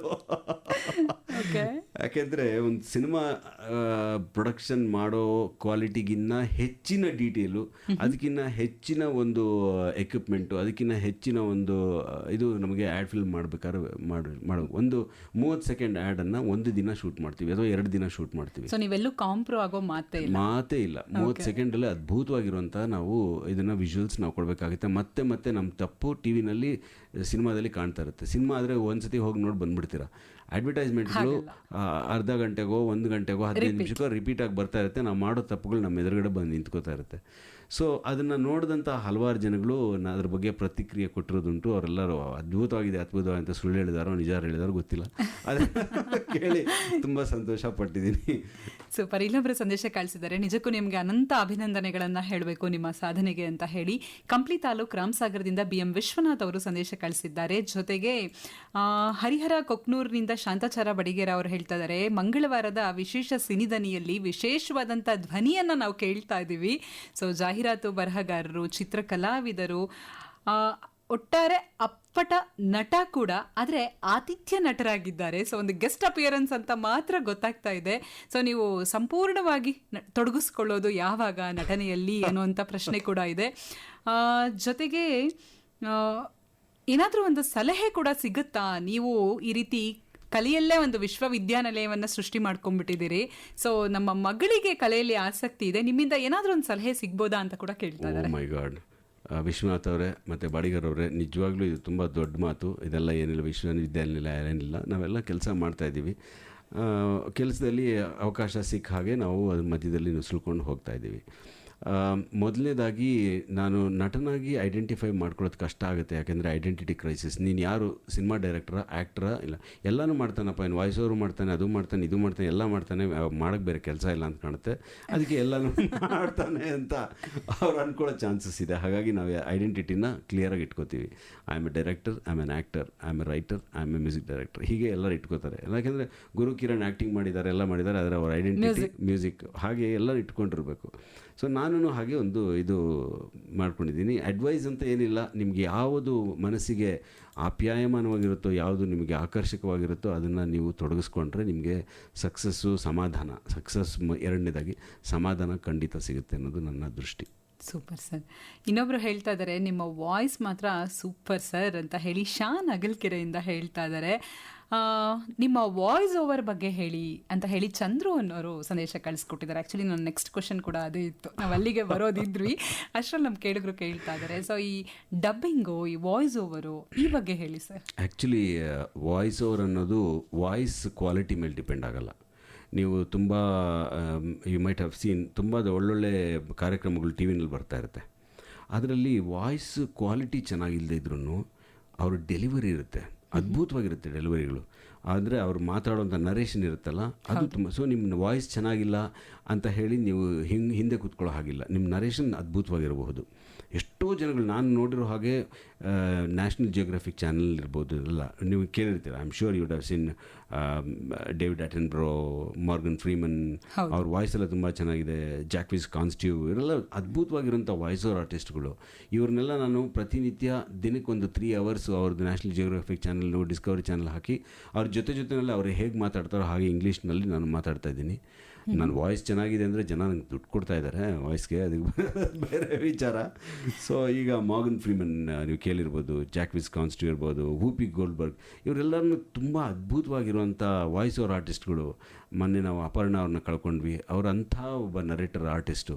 ಅವರು ಅಂತಹ ವಾಯ್ಸ್ ಓವರ್ ಆರ್ಟಿಸ್ಟ್ ಆಗೋದಕ್ಕೆ ವಾಯ್ಸಿಂದ ಒಂದೇ ಅಲ್ಲ, ನೀವು ವಾಯ್ಸ್ ಆ್ಯಕ್ಟಿಂಗ್ ಇರುತ್ತಲ್ಲ, ಸೊ ಮಾಡ್ಯುಲೇಷನ್ ಸ್ಟೈಲ್, ಆ ಶೈಲಿ, ಅದನ್ನು ಹೇಳುವಂಥ ಕಲೆ, ನಿಮ್ಮ ಭಾಷಾ ಪ್ರಯೋಗ, ಒತ್ತಕ್ಷರಗಳನ್ನ ಭಾಷೆ ಅನ್ಬೇಕು, ಭಾಷೆ ಅಲ್ಲ, ಹಾಗೆ ಎಲ್ಲವನ್ನೂ ಸರಿಯಾಗಿ ಉಪಯೋಗಿಸ್ಬೇಕು. ಹಾಗೆ ಅನ್ನೋಕ್ಕಿಲ್ಲ, ಹಾಗೆ ಅಂತಲೇ ಅನ್ಬೇಕು. ಸೊ ಎಲ್ಲವನ್ನು ಅದಕ್ಕೆ ಸರಿಯಾಗಿರೋ ಹಾಗೆ ಅದಕ್ಕೆ ಅನುಗುಣವಾಗಿ ನಾವು ಭಾಷೆ ಹೇಗಿದೆಯೋ ಹಾಗೆ ಬರೆದ್ರೆ, ಭಾಷೆ ಹೇಗಿದೆಯೋ ಹಾಗೆ ಓದಿದ್ರೆ ಅದು ಸುಂದರವಾಗೇ ಕೇಳುತ್ತೆ. ಅದರೊಂದು ಸ್ವಲ್ಪ ನಾಟಕ, ಒಂದು ಸ್ವಲ್ಪ ರುಚಿ, ಒಂದು ಸ್ವಲ್ಪ ಉಪ್ಪಿನಕಾಯಿ ಸೇರಿಸ್ಬೇಕಾಗತ್ತೆ, ಅದು ಇನ್ನೂ ಚೆನ್ನಾಗಿ ಇಷ್ಟೇ ನಾನು ಮಾಡ್ತಾ ಇರೋದು, ನನ್ನ ವಾಯ್ಸಿಂದ ಅಲ್ವೇ ಅಲ್ಲ. ಇನ್ನು ಡೇವಿಡ್ ಅಟನ್ಬರ್ಗ್ ಕೇಳ್ಬೋದು, hello, I don't care what you do, this is the forest where you can see all the animals coming together and you can see the lion standing aside waiting for an opportunity to just grab one of them. ಈ ಥರ voice ಇರುತ್ತೆ. ಅದನ್ನು ನೀವು ಕತೆ ಕೇಳ್ತಾ ಇದ್ರೆ ಅವ್ರಿಗೆ ಆಗ್ತಾ ಇದೆಯೇನೋ ಅಂತ, ನಾವು ವಾಯ್ಸಲ್ಲಿ ಕೇಳಿದ್ರೇ ನಿಜವಾಗ್ಲೂ ಆಗ್ತಾ ಇದೆಯೇನೋ ಅಂತ ಅನಿಸೋ ಹಾಗಿರುತ್ತೆ. ಸೊ ಆ ಪಾಸ್ ಕೂಡ ಎಷ್ಟು ಮುಖ್ಯ ಆಗುತ್ತೆ ನೋಡಿ ಇದರಲ್ಲಿ. ಎಲ್ಲೆಲ್ಲಿ ನೀವು ಪಾಸ್ ಕೊಟ್ರಿ ಏನೋ ಒಂದು ಕ್ಯೂರಿಯಾಸಿಟಿ ಕ್ರಿಯೇಟ್ ಮಾಡ್ತು, ನೆಕ್ಸ್ಟ್ ಏನು ಅನ್ನೋವಂಥದ್ದು. ಎಕ್ಸಾಕ್ಟ್ಲಿ, ವಾಯ್ಸ್ ಕ್ವಾಲಿಟಿಗಿನ್ನ ಹೆಚ್ಚಾಗಿ ನಿಮ್ಮ ಡೆಲಿವರಿ, ನರೇಷನ್ನು ಮುಖ್ಯವಾಗುತ್ತೆ ಇಲ್ಲಿ. Super sir, super. ಈ ಒಂದು ಇಡೀ ನಿಮ್ಮ ಜರ್ನಿಯನ್ನು ನೋಡಿದಾಗ ಸೊ ಎಷ್ಟರ ಮಟ್ಟಿಗಿನ ತೃಪ್ತಿ ನಿಮ್ಮನ್ನು ಆವರಿಸ್ಕೊಳ್ಳುತ್ತೆ? ಒಂದೊಂದು ಸತಿ ನಾನು ಸಾಫ್ಟ್ವೇರ್ ಇಂಜಿನಿಯರ್ ಆಗಿದ್ದಿದ್ರೆ ಇಷ್ಟೊತ್ತಿಗೆ ಒಬ್ಬ ಒಳ್ಳೆ ಡೈರೆಕ್ಟರ್ ಆಗಿ ಹೋಗ್ತಿದ್ನ, ಒಂದು ದೊಡ್ಡ ಕಂಪ್ನಿನಲ್ಲಿ, ಒಳ್ಳೆ ಹುದ್ದೆನಲ್ಲಿ, ಅಮೇರಿಕದಲ್ಲಿ, ನ್ಯೂಜಿಲ್ಯಾಂಡಲ್ಲಿ, ಆಸ್ಟ್ರೇಲಿಯಾದಲ್ಲಿ, ಕೆನಡಾದಲ್ಲಿ ಇದ್ಬಿಡ್ತಾ ಇದ್ನ ಅಂತ. ಅದು ಮೋಸ್ಟ್ಲಿ ಸುಳ್ಳು ನಂಬಿಕೆ ಇರಬಹುದು. ನಾನು ಸುಳ್ಳು ಹೇಳ್ತಾ ಇರೋವಂಥ ಕಥೆ ಅದು. ನನಗಿಷ್ಟ ಆದಂಥ ಒಂದು ಕ್ಷೇತ್ರ, ನನಗಿಷ್ಟ ಆದಂಥ ಒಂದು ಕೆಲಸ, ನನಗಿಷ್ಟ ಆದಂಥ ಒಂದು ವೃತ್ತಿ ಏನಿದೆ, ಅದನ್ನು ನಾವು ಅಡಾಪ್ಟ್ ಮಾಡಿಕೊಂಡ್ರೆ ನೆಮ್ಮದಿ, ಮನಸ್ಸಿಗೆ ನೆಮ್ಮದಿ, ಸಂತೋಷ. ನಾವೇನೋ ಒಂದು ಸ್ವಲ್ಪ ಕ್ರಿಯೇಟಿವ್ ಆಗಿ ಮಾಡ್ಬೋದು, ಸ್ವಲ್ಪ ಹಣ ಕಡಿಮೆ ಇರಬಹುದು, ಏನೋ ಆಗ್ಬೋದು, ಆದರೂ ನಮಗೆ ಊಟ, ತಿಂಡಿ, ಮಲ್ಕೋಕ್ಕೆ ಜಾಗ, ಗಾಳಿ, ಬೆಳಕು, ನೆರಳು, ನೀರು ಎಲ್ಲವೂ ಎಲ್ರಿಗೂ ಇರುವಂಥದ್ದೇ. ಇದಕ್ಕಿಂತ ಮೀರಿ ಬೇಕು ಅಂತಂದರೆ ಅದು ನೀವು ಇನ್ನೇನೋ ಮಾಡ್ಕೊಂಡು ಪಡಿಬೇಕಾದಿಲ್ಲ, ನಿಮ್ಗೆ ಇಷ್ಟ ಆಗುವಂಥ ಕೆಲಸ ಮಾಡಿಕೊಂಡೇ ಪಡ್ಕೋಬಹುದು. ಹಾಗಾಗಿ ನಾನು ಹೇಳೋದೇನು ಅಂತಂದರೆ, ಇದನ್ನು ನಿಮ್ಗೆ ಯಾವ ಕೆಲಸದ ಮೇಲೆ ಆಸಕ್ತಿ ಇದೆಯೋ ಅದನ್ನು ನೀವು ಪರಿಶ್ರಮ ಹಾಕಿ ಅದ್ರ ಬಗ್ಗೆ ಹಲವಾರು ವಿಚಾರಗಳನ್ನು ತಿಳ್ಕೊಂಡು, ನೂರಾರು ಜನಗಳನ್ನು, ರಕ್ಷಿತ್ ಶೆಟ್ಟಿ ಅವರೇನೂ ಇಲ್ಲದೆ ಬಂದ್ಬಿಟ್ಟು ಇಡೀ ಬೆಂಗಳೂರಿನಲ್ಲಿ ಒಬ್ಬ ವ್ಯಕ್ತಿನೂ ಬಿಡಲಿಲ್ಲ. ನನ್ನನ್ನು ಸೇರಿಸ್ಕೊಂಡು ಡೈರೆಕ್ಷನ್ ಮಾಡ್ತೀಯಾ, ಇದು ಮಾಡ್ತೀಯಾ, ಎಲ್ಲ ಕಡೆನೂ ಓಡಾಡಿ ಎಲ್ಲರ ಹತ್ರನೂ ಮಾತಾಡಿ, ಎಲ್ಲ ವಿಚಾರ, ಲೈಟ್ ಬಾಯ್ಸಿಂದ ಹಿಡ್ಕೊಂಡು ಪ್ರೊಡ್ಯೂಸರ್ಗಳು, ಆ್ಯಕ್ಟರ್ಗಳು, ಡೈರೆಕ್ಟರ್ಗಳು, ಮೇಕಪ್ ಆರ್ಟಿಸ್ಟು, ಸಿನಿಮಾಟೋಗ್ರಾಫರು, ಎಡಿಟರ್ಗಳು ಎಲ್ಲರನ್ನೂ ಭೇಟಿಯಾಗಿ ಅವ್ರು ಕಲಿತಂಥ ಒಂದು ಕಲೆ. ಇವತ್ತೊಬ್ಬ ಸ್ಟಾರ್ ಆಗಿದ್ದಾರೆ ಅಂತಂದರೆ ಅವ್ರು ಹಾಕಿರೋ ಪರಿಶ್ರಮದಿಂದ. ಆದರೆ ಅವರು ಒಬ್ಬ ಆರ್ಟಿಸ್ಟಾಗಿ ಬರಲಿಲ್ಲ, he came as a layman to the industry. ಆಸಕ್ತಿ ಇತ್ತು, ಆ ಕಲೆನ ನರ್ಚರ್ ಮಾಡಿದ್ರು, ನೀರು ಹಾಕಿ ಗೊಬ್ಬರ ಹಾಕಿ ಬೆಳೆಸ್ಕೊಂಡು ಹೆಮ್ಮರ ಆಯಿತು. ಅದು ಸಾಧ್ಯ ಆಗಿದ್ದು ಅವರ ಪರಿಶ್ರಮದಿಂದ. ಸೊ ಏನು ಮಾಡಬೇಕು ಅಂದ್ಕೊಳ್ತೀವಿ ಅದರಲ್ಲೊಂದು ಪರಿಶ್ರಮ ಬೇಕು, ಅದಿದ್ರೆ ಖಂಡಿತ ಯಶಸ್ಸು ನಮ್ಮದಾಗುತ್ತೆ. ಎಂಜಾಯ್ ಮಾಡಬೇಕು. ಸುಮ್ಮನೆ ಕಷ್ಟಪಟ್ಕೊಂಡು ಕಲ್ಲು ದಿನ ಪೂರ್ತಿ ಕುಟ್ಕೊಂಡು ನನಗೆ ಸಾಧನೆ ಮಾಡ್ದಂಗೆ ಆಗುತ್ತೆ, ಆಗಲ್ಲ ಅದು.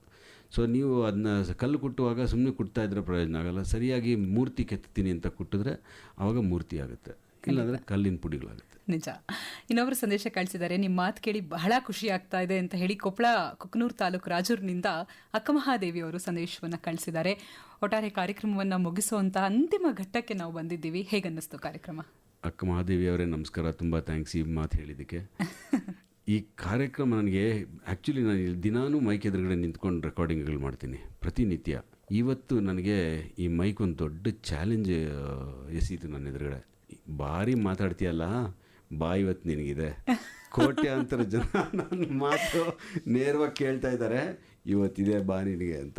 ನನ್ನ ಎದುರುಗಡೆ ಒಂದು ದೊಡ್ಡ ಪ್ರಶ್ನೆಯಾಗಿ, ಒಂದು ಅಗಾಧವಾದಂಥ ಒಂದು ಇದಾಗಿ ನಿಂತ್ಕೊಂಡಂಥದ್ದು ಇವತ್ತು ಈ ಮೈಕು. ಆದರೆ ಇವತ್ತು ಆ ಮೈಕಿಗೂ ನಿಮ್ಮ ಮೇಲೆ ಪ್ರೀತಿ ಹುಟ್ಟಿದೆ, ನಿಮ್ಮ ಧ್ವನಿಯ ಮೇಲೆ ಪ್ರೀತಿ ಹುಟ್ಟಿದೆ. ಆದರೆ ಇದನ್ನ ಇಷ್ಟು ಈಸಿ ಮಾಡಿಕೊಟ್ಟು, ಸಮಾಧಾನವಾಗಿ ಇಷ್ಟು ಧೈರ್ಯ ಕೊಟ್ಟು, ಇಷ್ಟು ವಿಶ್ವಾಸವಾಗಿ ನೀವು ಒಬ್ಬರು ನಿಮ್ಮ ಹತ್ರ ಕೂತ್ಕೊಂಡು ಮಾತಾಡಿದ್ದು ನನಗೆ ತುಂಬ ತುಂಬ ತುಂಬ ಸಂತೋಷ, ಧೈರ್ಯ ಕೊಟ್ಟಿದೆ. ಮುಂದೆ ಈ ಥರ ಆಪರ್ಚುನಿಟಿ ಮೊದಲನೇ ಸರಿ ನಾನು ಆನ್ ಲೈವ್ ಡೈರೆಕ್ಟಾಗಿ ಲೈವ್ ಮಾಡ್ತಾ ಇರೋಂಥ ಒಂದು ಆಪರ್ಚುನಿಟಿ. ಸೊ ನಾನು FM ರೈನ್ಬೋಗೆ ಚಿರಋಣಿಯಾಗಿರ್ತೀನಿ, ನಿಮಗೂ ಚಿರಋಣಿಯಾಗಿರ್ತೀನಿ. ಖಂಡಿತ ನೆಕ್ಸ್ಟ್ ನೀವು ಸಿನಿಮಾ ಡೈರೆಕ್ಷನ್ ಮಾಡಿದ್ಮೇಲೆ ಮತ್ತೆ ಬರ್ಬೇಕಿಲ್ಲ, ನೈಸ್ ನಮ್ಮಲ್ಲೇ ಪ್ರಮೋಷನ್ ಬರಬೇಕು, ಅವಾಗ ನಾವು ನಿಮ್ ಪ್ರಮೋಟ್ ಮಾಡ್ತೀವಿ. ಎಂಥ ಒಳ್ಳೆ ಮಾತು ಹೇಳಿದ್ದಾರೆ ಮೇಡಮ್, ತುಂಬ ತುಂಬ ತುಂಬ ಥ್ಯಾಂಕ್ಸ್. Thank you. ಈ ಥರ ಮಾತುಗಳು ಬಂದಾಗ ನಾವೇನೋ ಮಾಡೋಣ, ಇನ್ನೇನೋ ಸಾಧಿಸಬಹುದು ಅನ್ನೋ ಥರ ಆಗುತ್ತೆ. ನಾವು ದಿನ ರುಟೀನಲ್ಲಿ ಏನೋ ಮಾಡ್ಕೊಂಡು ಹೋಗ್ತಾ ಇರ್ತೀವಲ್ಲ, ಅದರಿಂದ ಹೊರಗಡೆ ಬಂದು ಇನ್ನೇನೋ ಮಾಡಬೇಕು ಅನ್ನೋ ಒಂದು ಐಡಿಯಾ ಕೂಡ ನಮಗೆ ಬರೋದೇ ಇಲ್ಲ. ನಾವು ಅದನ್ನೇ ಮಾಡ್ತಾ ಇರ್ತೀವಿ. ಆ್ಯಡ್ ಫಿಲ್ಮ್ ಶೂಟ್ ಮಾಡ್ತಾ ಇರ್ತೀನಿ, ಕಾರ್ಪೊರೇಟ್ ಫಿಲ್ಮ್ ಶೂಟ್ ಮಾಡ್ತಾ ಇರ್ತೀನಿ. ಇದನ್ನು ನಾವು ಹೊರಗಡೆ ತೆಗಿಯೋಕ್ಕೆ ಪ್ರಯತ್ನ ಮಾಡ್ತಿರೋಂಥವ್ರು ನಿಮ್ಮಂಥವ್ರುಗಳು, ನಾಗ್ತಿಹಳ್ಳಿ ಚಂದ್ರಶೇಖರ್ ಸರ್ ಅಂಥವ್ರುಗಳು, ಅವ್ರಿಗೆಲ್ಲ ನಮಗೆ ತುಂಬ ಪ್ರೋತ್ಸಾಹ ಕೊಡ್ತಾ ಇದ್ದಾರೆ. ನನ್ನ ಹೆಂಡತಿ ಅದ್ಭುತವಾದಂಥ ಬಲ, ನನಗೆ ಬೆನ್ನೆಲುಬಾಗಿದ್ದಾಳೆ. ನಮ್ಮ ತಾಯಿ ಈಗಿಲ್ಲ. ನಮ್ಮ ತಂದೆಯವರು, ನಮ್ಮ ಅಕ್ಕಂದರು, ನಮ್ಗೆ ಅಕ್ಕಂದರು ನನಗೆ ನಮ್ಮ ತಾಯಿನೇ ಅಂತ ಅಂದ್ಕೊಂಡಿದ್ದೆ, ಎರಡನೇ ತಾಯಿ ನಮ್ಮ ಅಕ್ಕ ಅಂತ ಅಷ್ಟು ನನಗೆ ಪ್ರೀತಿ, ವಿಶ್ವಾಸ, ವಾತ್ಸಲ್ಯ ಕೊಟ್ಟು ಬೆಳೆಸಿದಂಥವ್ರು. ಎಲ್ಲರೂ ನನ್ನ ಸುತ್ತಮುತ್ತ ಇರೋಂಥ ಸ್ನೇಹಿತರು, ನಮ್ಮ ಕಾಲೇಜ್ ಸ್ನೇಹಿತರು, BSc ಕಾಲೇಜ್, ನಿಮ್ಮ ಇಡೀ ಬಳಗನೇ ನಿಮಗೆ ಶಕ್ತಿಯಾಗಿದೆ. ಖಂಡಿತವಾಗಿ. ಸೊ ಎಲ್ಲರ ಪ್ರೋತ್ಸಾಹ, ಪ್ರೀತಿ ನಿಮ್ಮ ಬೆನ್ನಿಂದ ಇದೆ ಅಂದಮೇಲೆ ಸಾಧನೆ ಅನ್ನೋದು ಖಂಡಿತ ತುಂಬಾ ಕಷ್ಟದ ಕೆಲಸ ಏನಾಗೋದಿಲ್ಲ ನಿಮಗೆ. ಸೊ ಆದಷ್ಟು ಬೇಗ ನಿಮ್ಮ ಎಲ್ಲ ಗುರಿಗಳನ್ನ ನೀವು ತಲುಪುವಂತಾಗಲಿ, ಸೊ ಯಶಸ್ಸು ನಿಮ್ಮದಾಗಲಿ ಅಂತ ಹೇಳಿ ಆಕಾಶವಾಣಿ ಕಡೆಯಿಂದ ನಾವು ಕೂಡ ಹಾರೈಸ್ತೀವಿ. ಸೊ ಇಷ್ಟೆಲ್ಲ ಬ್ಯುಸಿ ಶೆಡ್ಯೂಲ್ ಮಧ್ಯೆ ಸಮಯ ಮಾಡಿಕೊಂಡು ನಮ್ಮ ಪ್ರೀತಿಯ ಕರೆಗೆ ಹೋಗ್ಬಿಟ್ಟು ನಮ್ಮ ಕಾರ್ಯಕ್ರಮಕ್ಕೆ ಬಂದಿದ್ದಕ್ಕೆ ನಿಮಗೆ ತುಂಬ ಹೃದಯದ ಧನ್ಯವಾದ. ತುಂಬ ತುಂಬ ತುಂಬ ಥ್ಯಾಂಕ್ಸ್ ಮೇಡಮ್. ಇಷ್ಟು 1 hour ನಮಗೆ ಏರ್ ಟೈಮ್ ಕೊಟ್ಟಿದ್ದಂಥ FM ರೈನ್ಬೋಗೆ ತಮಗೆ ಅನಂತ ಧನ್ಯವಾದಗಳು. ಮತ್ತೆ ಸಿಗೋಣ ಅಂತ ನಾನು ಕಾತರದಿಂದ ಕಾಯ್ತಾ ಇರ್ತೀನಿ. ಮಾತಾಡೋದು ತುಂಬ ಇದೆ ಜನಗಳ ಹತ್ರ. ಖಂಡಿತ. Thank you so much sir. ಇದಾಗಿತ್ತು ಇವತ್ತಿನ ಸಿನಿಧನಿ ಕಾರ್ಯಕ್ರಮ. ವೆಂಕಟ್ ಶಾಸ್ತ್ರಿ ಅವರೊಂದಿಗಿನ ಮಾತುಕತೆ ನಿಮಗೆ ಖುಷಿ ಕೊಟ್ಟಿದೆ ಅಂತ ಹೇಳಿ ಭಾವಿಸ್ತಾ ಕಾರ್ಯಕ್ರಮ ಮುಗಿಸ್ತಾ ಇದ್ದೀನಿ. ನಾನು ನಿಮ್ಮ ಜೊತೆಯಾಗಿದ್ದೀನಿ, ನಿಮ್ಮ RJ ರಮ್ಯಾ.